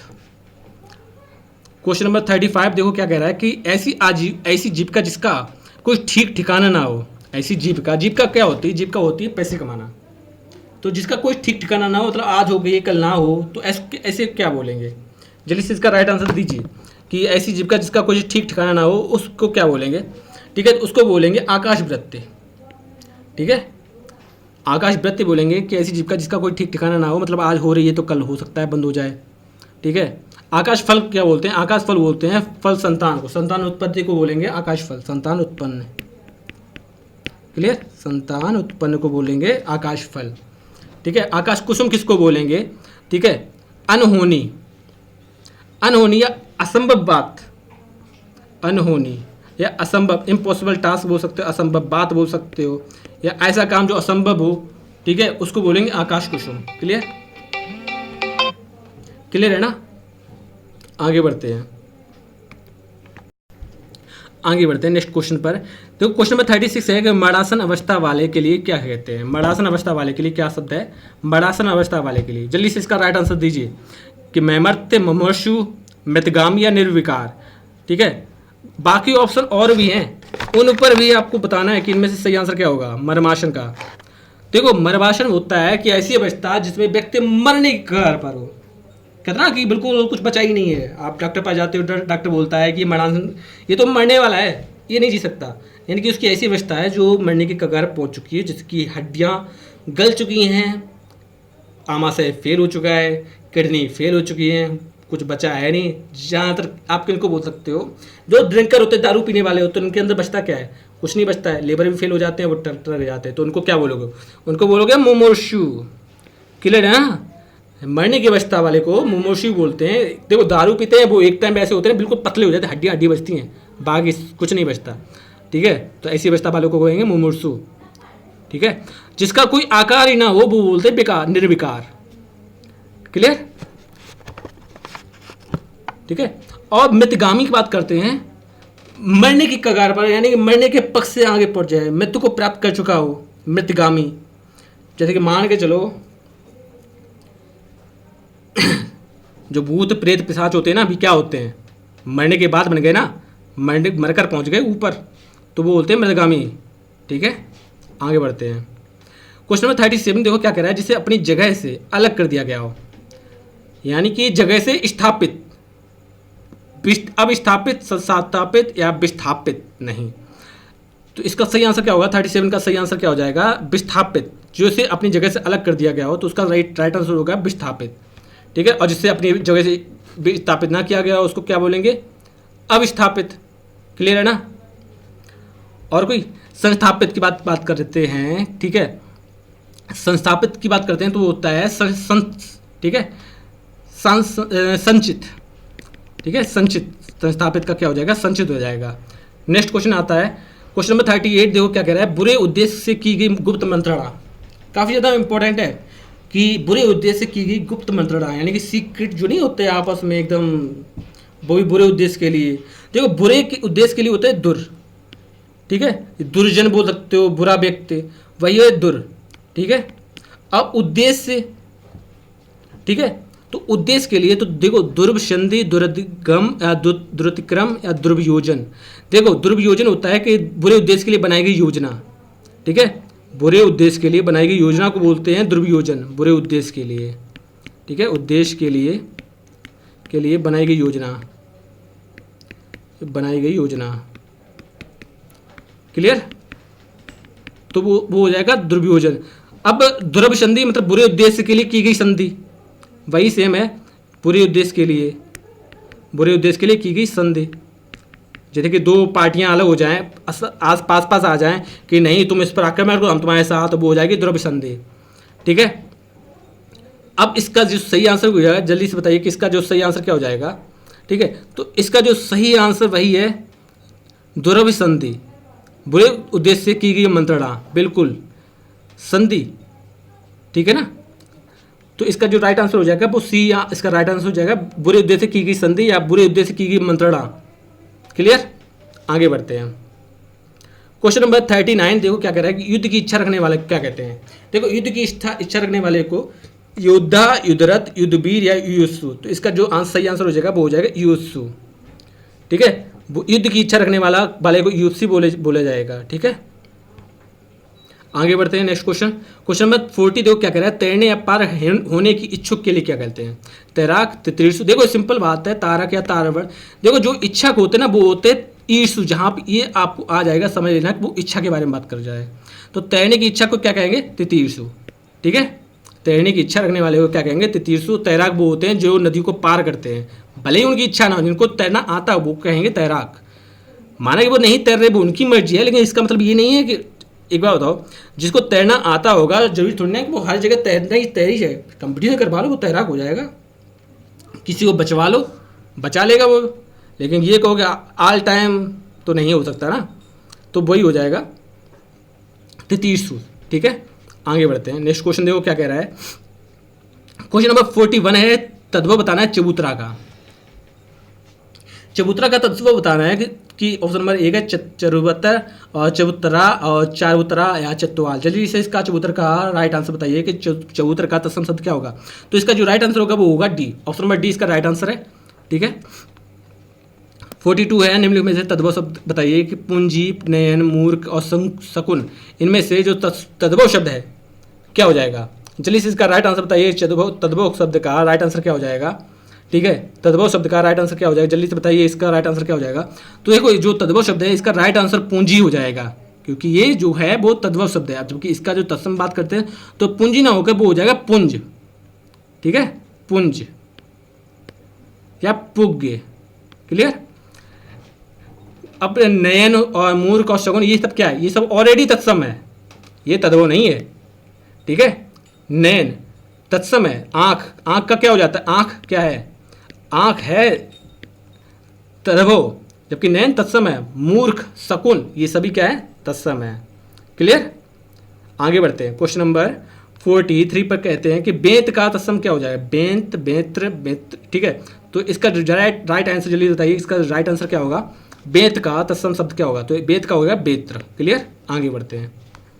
क्वेश्चन नंबर 44 देखो, चना का तत्सम क्या हो जाएगा? चड़क, चढ़ा या चाड़क या चड़ाक। जल्दी से इसका राइट आंसर बताइए कि इसका राइट आंसर क्या हो जाएगा। चना का राइट आंसर क्या हो जाएगा? चड़क, चढ़ा, चाड़क या चड़ाक। तो इसका जो राइट आंसर है वो हो जाएगा चड़क। ठीक है, क्लियर, आगे बढ़ते हैं। ओके, क्वेश्चन नंबर 45 है कि ऊन का तत्सम क्या हो जाएगा, ऊन, उड़, उड़ड़ या ऊड़। जल्दी से इसका राइट आंसर बताइए कि ऊन का तत्सम क्या हो जाएगा। ठीक है, ऊन का तत्सम क्या हो जाएगा, तो ऊन का ऊड़ तत्सम हो जाएगा। 45 का डी इसका राइट आंसर हो जाएगा। ठीक है, नेक्स्ट क्वेश्चन पे आते हैं हम लोग। नेक्स्ट क्वेश्चन क्या कह रहा है, क्वेश्चन नंबर 46 है, थाली का तत्सम क्या हो जाएगा, थाली का। इस थाली, थालिका, थ्याली या थाली। जल्दी से बताइए इसका जो राइट आंसर क्या हो जाएगा। ठीक है, तो इसका जो राइट आंसर हो जाएगा वो थाली हो जाएगा, थाली का इस थाली हो जाएगा। आपको ऑलरेडी बताया था कि क्या मिस हो जाता है, कभी कभी ऐसा होता है इस्त या इस्त की जगह पर ये आधा सा हट जाता है, जबकि यहाँ पर सिर्फ थाली बन जाता है, यानी था बन जाता है। बताया था ना जब इसके तत्सम एवं तद्भव की ट्रिक बताई थी। अगर आपने नहीं देखी तो जरूर देखिए, वो आपकी क्लास आपके लिए बहुत ज़्यादा महत्वपूर्ण रहेगी। ठीक है, जामुन के बारे में बात की जाए तो जामुन का तत्सम क्या हो जाएगा, यामुन, यावुड़ या जम्बू या जावुड़। तो इसका जो राइट आंसर हो जाएगा वो हो जाएगा जम्बू। ठीक है, आगे बढ़ते हैं, नेक्स्ट क्वेश्चन पे आते हैं हम लोग। नेक्स्ट क्वेश्चन देखो क्या कह रहा है कि इसमें एक तत्सम शब्द छांटना है, अनहित, विनीत, डाकिन या अटारी। तो इसका जो राइट आंसर होगा वो डाकिन। डाकिन एक तत्सम शब्द है, जबकि इसका जो तद्भव शब्द वो क्या हो जाएगा, वो हो जाएगा डायन, डायन। ठीक है, क्लियर है ना। अटारी के तत्सम के बारे में बात की जाए तो इसका हो जाएगा अट्टाली या अट्टालिका, अट्टालिका। क्लियर, समझ में आ रहा। आगे बढ़ते हैं। और अनहित के बारे में बात की जाए तो ये हो जाएगा अहित। आगे बढ़ते हैं। या क्वेश्चन नंबर 49 देखो क्या कह रहा है कि तद्भव छांटना है, इनमें से पंजर, पंचाली, पंडित या पंजीरी। जल्दी से 49 का राइट आंसर बताइए कि 49 का जो राइट आंसर वो क्या हो जाएगा, तद्भव शब्द का राइट आंसर क्या हो जाएगा, पंजर। ठीक है, जल्दी बताइए इसका जो राइट आंसर वो क्या हो जाएगा। तो इसका जो राइट आंसर हो जाएगा वो ऑप्शन नंबर ए इसका राइट आंसर है। बाकी सभी और ठीक है तर्कसंगत है। ठीक है, पंजर इसका तत्सम शब्द, तद्भव शब्द है, बाकी सब तत्सम शब्द हैं। आगे बढ़ते हैं। क्वेश्चन नंबर 50 देखो क्या कह रहा है कि अटल तद्भव छांटना है, अटल, आतुर, अतिथि या अजिर। अब इसका जो राइट आंसर है बताइए, इसका जो राइट आंसर क्या हो जाएगा। ठीक है, तो इसका जो राइट आंसर हो जाएगा वो हो जाएगा अटल। ठीक है, अटल तद्भव शब्द है, बल्कि आतुर, अतिथि या अजिर ये सभी तत्सम शब्द हैं। क्लियर, आगे बढ़ते हैं। क्वेश्चन में देखो, क्वेश्चन नंबर 51 के देखो क्या कह रहा है कि एक विशेष शब्द नहीं है, इनमें से अब विशेषण छांटना है कि बताइए लजीला, लाडला, लांछन या लापता। इनमें से विशेषण शब्द नहीं है। ठीक है, विशेषण नहीं है के बारे में पूछा गया है। ठीक है, तो 51 है, जल्दी से बताइए किसका में कौन सा विशेष शब्द नहीं है, लजीला, लाडला या लांछन या लापता। देखो इसका में जो विशेषण शब्द नहीं है वो है लांछन। लांछन विशेषण शब्द नहीं है। ठीक है, बाकी सभी विशेष। ठीक है, ये जो लांछन है वो विशेष से है, ना कि विशेषण। बाकी जो हैं बाकी सभी विशेष से है, विशेषण है। ठीक है, अच्छा विशेष और विशेषण के बारे में आपको पता ही है कि जो संज्ञा सर्वनाम की विशेषता को बताते हैं वो होते हैं विशेषण। ठीक है, क्लियर है ना। यानी कि संज्ञा अथवा सर्वनाम की विशेषता बताने वाले शब्दों को क्या कहेंगे, हम विशेषण शब्द कहेंगे। ठीक है, और जो विशेषण के प्रयोग से जिस संज्ञा या सर्वनाम की का गुण अथवा धर्म प्रकट हो उसको क्या कहेंगे, विशेष्य कहेंगे। संज्ञा या सर्वनाम का, ठीक है, संज्ञा या सर्वनाम का गुण या धर्म प्रकट हो, गुण या धर्म प्रकट हो उसको कहेंगे विशेष्य। ठीक है, और जो इसकी विशेषता बताए वो क्या कहेंगे, विशेषण। क्लियर है ना। तो लांछन क्या है, लांछन विशेष है, बल्कि जो लापता, लाडला, लजीला ये विशेषण है। युद्ध देखकर अशोक का कठोर हृदय मोम जैसा पिघल गया। क्वेश्चन नंबर 52 है कि युद्ध देखकर अशोक का कठोर हृदय मोम जैसा पिघल गया। इसका राइट आंसर क्या होगा, इसमें पूछा गया है कि इसमें विशेष्य है, युद्ध देखकर अशोक का कठोर हृदय मोम जैसा पिघल गया। तो इसमें से विशेष्य पूछा गया है कि बताइए विशेष्य कौन है। चलो तो बात करते हैं विशेष्य के बारे में। ठीक है, युद्ध देखकर, देखो युद्ध देखकर अशोक का हृदय कठोर, जो ठीक है अशोक का कठोर हृदय मोम जैसा पिघल गया। इसमें ठीक है विशेष्य के बारे में बात की जाए तो जो कठोर है, कठोर, ठीक है वो क्या है, वो है विशेषण। ठीक है, और ये क्या है, कठोर क्या है, कठोर क्या है, कठोर है विशेषण। ठीक है, विशेषण है। अब हृदय क्या है? हृदय है विशेष्य। क्लियर? हृदय क्या है? हृदय विशेष्य है। इस चीज़ को उम्मीद है कि आप लोग समझे होंगे। ठीक है, क्या अशोक क्या है? संज्ञा। ठीक है, और विशेषी बोल सकते हो, ये सभी विशेष है, जबकि विशेषण। ठीक है, बाकी में विशेषी पूछा गया तो विशेष से हृदय है। ओके, उम्मीद है कि आप लोग ये चीज़ समझे होंगे। क्वेश्चन 53 है, देखो क्या कह रहा है कि विशेषण नहीं है। नहीं है, देखो श्रव्य, सर्व, गर्भ या भव्य। श्रव्य, सर्व, गर्भ या भव्य, इनमें से विशेषण नहीं है। पूछा गया विशेषण कौन सा नहीं है। अब जल्दी से इसका राइट आंसर बताइए, इनका ABCD का राइट आंसर बताइए कि इनमें से कौन सा विशेषण नहीं है। श्रव्य, सर्व, गर्भ या भव्य, इनमें से कौन सा विशेषण नहीं है? देखो गर्भ क्या है? गर्भ किया जाता है। ठीक है, गर्भ क्या है? गर्भ है विशेष्य। विशेष्य हो जाएगा, गर्भ हो जाएगा विशेष्य। और गर्भ का कर दें हम गर्वीला, गर्वीला, तो ये क्या हो जाएगा? तो ये हो जाएगा विशेषण। ठीक है ना, तो ये क्या हो जाएगा? गर्भ का विशेषण हो जाएगा। क्लियर? आगे बढ़े। ठीक है, क्वेश्चन नंबर देखो 54, देखो इंद्रिय का विशेषण नहीं है। इंद्रिय का विशेषण पूछा गया, विशेषण नहीं है। ठीक है, तो इंद्रिय का विशेषण कौन सा नहीं होगा? जल्दी से इसका राइट आंसर दीजिए। 54 का जल्दी से राइट आंसर दीजिए कि इंद्रिय का विशेषण कौन सा नहीं होगा। तो देखो इंद्रिय का विशेषण इंद्रिय नहीं होगा, बल्कि ठीक है, सॉरी, होगा। इंद्रिय का विशेषण इंद्रिय होगा। यहाँ पर वही ना नहीं वाला सीन है। ठीक है, मान के जो जैसे हम अभी देख रहे हैं ना, वैसे ही आप भी देखोगे। आप भी कोई नए नहीं हो। ठीक है, आप भी इसी तरह प्रिडिक्ट करो, क्योंकि ऑलरेडी जब मान के चलोगे 10 क्वेश्चन में से 9 क्वेश्चन नकारात्मक होंगे, तो ऑफकोर्स आप 10 वाला भी नकारात्मक ही मानेंगे। लेकिन यही गलती बिल्कुल भी मत करना, ये गलती बिल्कुल भी मत करना। ठीक है, क्वेश्चन नंबर 54 देखो क्या कह रहा है कि एक वाक्य में विशेषण का प्रयोग नहीं हुआ है, तो वह विद्यार्थी है। वह लड़का विद्यार्थी है, वह प्रबुद्ध विद्यार्थी है, वह परिश्रमी भी है। ठीक है, इसमें से 55 का क्वेश्चन का सही आंसर दीजिए। तो देखो इसका जो विशेषण का प्रयोग नहीं हुआ वह विद्यार्थी, क्योंकि इसमें कोई विशेषण नहीं है, इसमें कोई विद्यार्थी कोई विशेषता नहीं बताई गई। जबकि वह लड़का विद्यार्थी है, विद्यार्थी कौन है? वो लड़का है, प्रबुद्ध है, परिश्रमी है, ये सभी क्या है? इसी सभी विशेषता है। ठीक है, 56 देखो क्या है? भक्त की करुण पुकार सुनकर भक्त बंसल भगवान दयाद्र हो उठे। वाक्य में विशेषणों की दृष्टि से कौन सा युग्म शुद्ध है? ठीक है, तो भक्त और भगवान, भक्त बंसल और भगवान, करुण और दयाद या पुकार और भगवान। तो इसका जो राइट आंसर बताइए, जल्दी से बताइए कि इसका राइट आंसर क्या हो जाएगा। ठीक है, देखो इसका जो राइट आंसर क्या हो जाएगा, देखो भक्त और करुण, भक्त की करुण पुकार सुनकर भक्ता भगवान बंसल, ठीक है, भगवान दयाद्र हो उठे। ठीक है, इसमें जो है वो करुण, ठीक है, करुण और भक्त बंसल, करुण और भक्त बंसल, ठीक है, ये सभी क्या है? विशेषण पद हैं। करुण और भक्त बंसल विशेषण शब्द हैं। ठीक है, तो इसमें से जो राइट आंसर हो जाएगा वो हो जाएगा पुकार और भगवान। क्लियर? आगे बढ़ते हैं क्वेश्चन नंबर 57 पर। भोले बालक ने क्रूर डाकू के कठोर हृदय में कोमल भावना जगा दी। इसमें पूछा गया है कि बताइए कि इसमें कितने विशेष्य हैं। अब विशेष्य को जानने के लिए हम पहले पता करें कितने विशेषण हैं। क्लियर है ना? कोई दिक्कत? अब देखो जब हमें एक चीज पता होगी तो दूसरी चीज अपने आप ही पता होगी, इसमें कोई शक नहीं है। तो हमें विशेष्य को पता करने के लिए पहले हमें विशेषण पता करने हैं।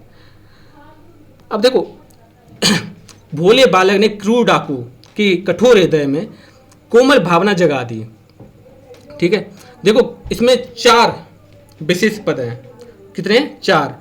कौन कौन से? बालक, डाकू, ठीक है, बालक हो गया, डाकू हो गया, कठोर, कठोर तो नहीं है, ठीक है, हृदय हो गया, हृदय हो गया, और क्या हो गया? भावना, भावना। बालक, डाकू, कठोर, हृदय और भावना, ये सभी क्या है? ये सभी विशेष है। ये सभी क्या है? विशेष है। ठीक है, विशेष है। ठीक है, 1 2 3 4। अब कौन कौन से नहीं है? विशेषण, विशेषण के बारे में बात की जाए। ठीक है, विशेषण के बारे में बात की जाए, देखो भोले पहला एक हो गया, ठीक है, क्रूर बिल्कुल, कठोर, ठीक है, कोमल। आपको पता है कि जो, ठीक है, विशेषण क्या होता है? विशेषण संज्ञा सर्वनाम की विशेषता बताता है, और ये जो विशेष है वो क्या है? वो संज्ञा सर्वनाम ही तो है, संज्ञा ही तो है। ठीक है, डाकू भी संज्ञा है, भावना भी संज्ञा है, ठीक है, ये भावनात्मक संज्ञा है, और ये, ठीक है, पुरुषवाचक, ठीक है, बालक, ये सभी तो इसमें कितनी हो जाएगी, इसमें 4 हो जाएंगी। जैसे कि आपके प्रयाग सर अभी कॉल कर रहे हैं और ठीक है, तो उनकी कॉल हम 1 मिनट के लिए ब्रेक दें। तो फिलहाल हमारी आपके प्रयाग सर जो कि आपके जीएस की बहुत महान सर हैं और बहुत ही बेहतरीन तरीके से आपको पढ़ाएंगे और वो पढ़ाते भी हैं, ठीक है, तो कोई बुराई नहीं करेगा, ठीक है। तो भोले और क्रूर, कठोर और कोमल, ये सभी क्या हैं, ये सभी विशेषण हैं, क्योंकि विशेषण विशेषता बताते हैं किसकी, विशेष की। क्लियर है ना, कोई दिक्कत। तो विशेष और विशेषण कितने हो गए, तो 4 विशेष हो गए और 4 विशेषण हो गए। कोई भी दिक्कत हो कांटेक्ट कीजिए, बिल्कुल भी घबराइएगा नहीं, आपका एग्जाम बहुत आसानी तरीके से क्लियर होगा, एकदम क्रैक, ठीक है। तो बिल्कुल भी डरना नहीं, बिल्कुल भी घबराना नहीं। 27 जुलाई को आप एकदम झंडे गाड़ के ही आओगे, बस लगे रहिए, बने रहिए। 58 क्वेश्चन है, निम्नलिखित में से एक विशेषण नहीं शब्द नहीं है। इसमें पूछा गया है कि बताइए कि इनमें से एक विशेषण शब्द नहीं है। अब कौन सा विशेष शब्द नहीं है, वरदान, वरद, वरदायक या बरड़ी, जल्दी से बोलिए इसका सही आंसर। इनमें से कौन सा शब्द विशेषण नहीं है, देखो वरदान, वरद, वरदायक या बरड़ी, इनमें से कौन सा विशेषण नहीं है, जल्दी से बताइए किसका राइट आंसर क्या हो जाएगा। तो इसका जो राइट आंसर हो जाएगा वो वरदान, विशेषण नहीं बल्कि विशेष से है, ठीक है। वरदान दिया जाता है, जहाँ पे दिया देना लेने की बात हो, जो दिया जाता है वही विशेष से है, क्योंकि वो क्या हो जाएगा, वो फिर संज्ञा में काउंट हो जाएगा। क्लियर है ना। क्वेश्चन 59 देखो क्या कह रहा है कि विशेषण इनमें से कौन सा नहीं है, इनमें से कौन सा विशेषण नहीं है। लाघव, महत्व, लघुता या महत्व, लाघव, महत्व, लघुता या महत्व में से विशेषण शब्द नहीं है। जल्दी से इसका राइट आंसर दीजिए, ठीक है। तो इसका राइट आंसर क्या होगा, जल्दी से इसका राइट आंसर दीजिए। Option number A, option number B, C, D. तो लाघव, महत्व, लघुता या महत्व इनमें से विशेषण नहीं होगा, ठीक है। तो महत्व विशेषण नहीं होगा, जबकि लाघव, लघुता, लघुता और महत्व ये सभी विशेषण, ठीक है। इससे एक मिनट, विशेषण होगा, सॉरी, इससे पूछा गया विशेषण होगा, तो महत्व विशेषण नहीं होगा, जबकि लाघव, महत्व, लघुता ये सभी क्या हो जाएगा, ये सभी विशेष नहीं होगा, ठीक है, ये विशेषण नहीं होगा। ओके, ये सभी क्या है, ये सभी क्या है, ये सभी विशेष पद हैं, विशेष, ये हर जगह कहीं ना कहीं संज्ञा की जगह ही काउंट होंगे, ठीक है। आगे बढ़ते हैं। क्वेश्चन नंबर 60 देखो क्या कह रहा है, निम्नलिखित में से एक विशेष शब्द नहीं है। ए, बहरूपिया, बातूनी, बादामी या बांका, जल्दी से बताइए इसमें से क्वेश्चन नंबर 60 का, ठीक है। बहरूपिया, बातूनी, बादामी या बांका, ठीक है। जल्दी से इस प्रश्न का सही आंसर दीजिए कि इसका जो राइट आंसर वो क्या हो जाना चाहिए, ठीक है। बहरूपिया, बातूनी, बादामी या बांका, एक विशेषण शब्द नहीं है। जल्दी से बताइए कि विशेषण शब्द नहीं है, कौन सा नहीं है, बहरूपिया नहीं है, बादामी नहीं है, बातूनी नहीं है, बांका नहीं है। तो इसका जो राइट आंसर क्या हो जाएगा, जल्दी से इस प्रश्न का सही आंसर जल्दी दीजिए, इसका जो राइट आंसर क्या हो जाएगा। देखो इसमें जो राइट आंसर है वो आयोग ने कोई भी नहीं माना। क्यों, क्योंकि बहरूपिया और बांका दोनों ही विशेषण हैं। बहरूपिया और बांका क्या है, दोनों ही क्या है, विशेषण हैं, इसीलिए इस प्रश्न पर सभी को अंक समान दिए गए थे। Clear, okay. कोई दिक्कत, कोई परेशानी, अगर ऐसी कोई भी आपको कोई भी टेंशन हो, कोई भी बात हो जो आप नहीं बता पा रहे, आपकी कोई समस्या है जिसका निराकरण नहीं हो पा रहा है, समाधान नहीं हो पा रहा है, सोल्यूशन कोई नहीं दे पा रहा है, तो बिल्कुल आप कमेंट बॉक्स में लिखिए, टेलीग्राम पर भी आप जा सकते हैं, आप डिस्कशन कर सकते हैं, आपको RVR की तैयारी में आपको क्या समस्या है, और ठीक है आपकी समस्या का समाधान अतिशीघ्र हमारे प्रयास से करने की कोशिश करेंगे और हम भी इन्वॉल्व रहेंगे। अब हमने जो एक क्वेश्चन आपको दिया था उस क्वेश्चन पे आते हैं। बताइए कि शंकर वाला क्वेश्चन था, उसमें पूछा गया था, जल्दी से उस पर प्रश्न को पहुंचते हैं, ठीक है। इस प्रश्न का आंसर भी हम देख लेते हैं, जल्दी से इस प्रश्न का कौन सा था, जल्दी से उस प्रश्न पर पहुंचते हैं।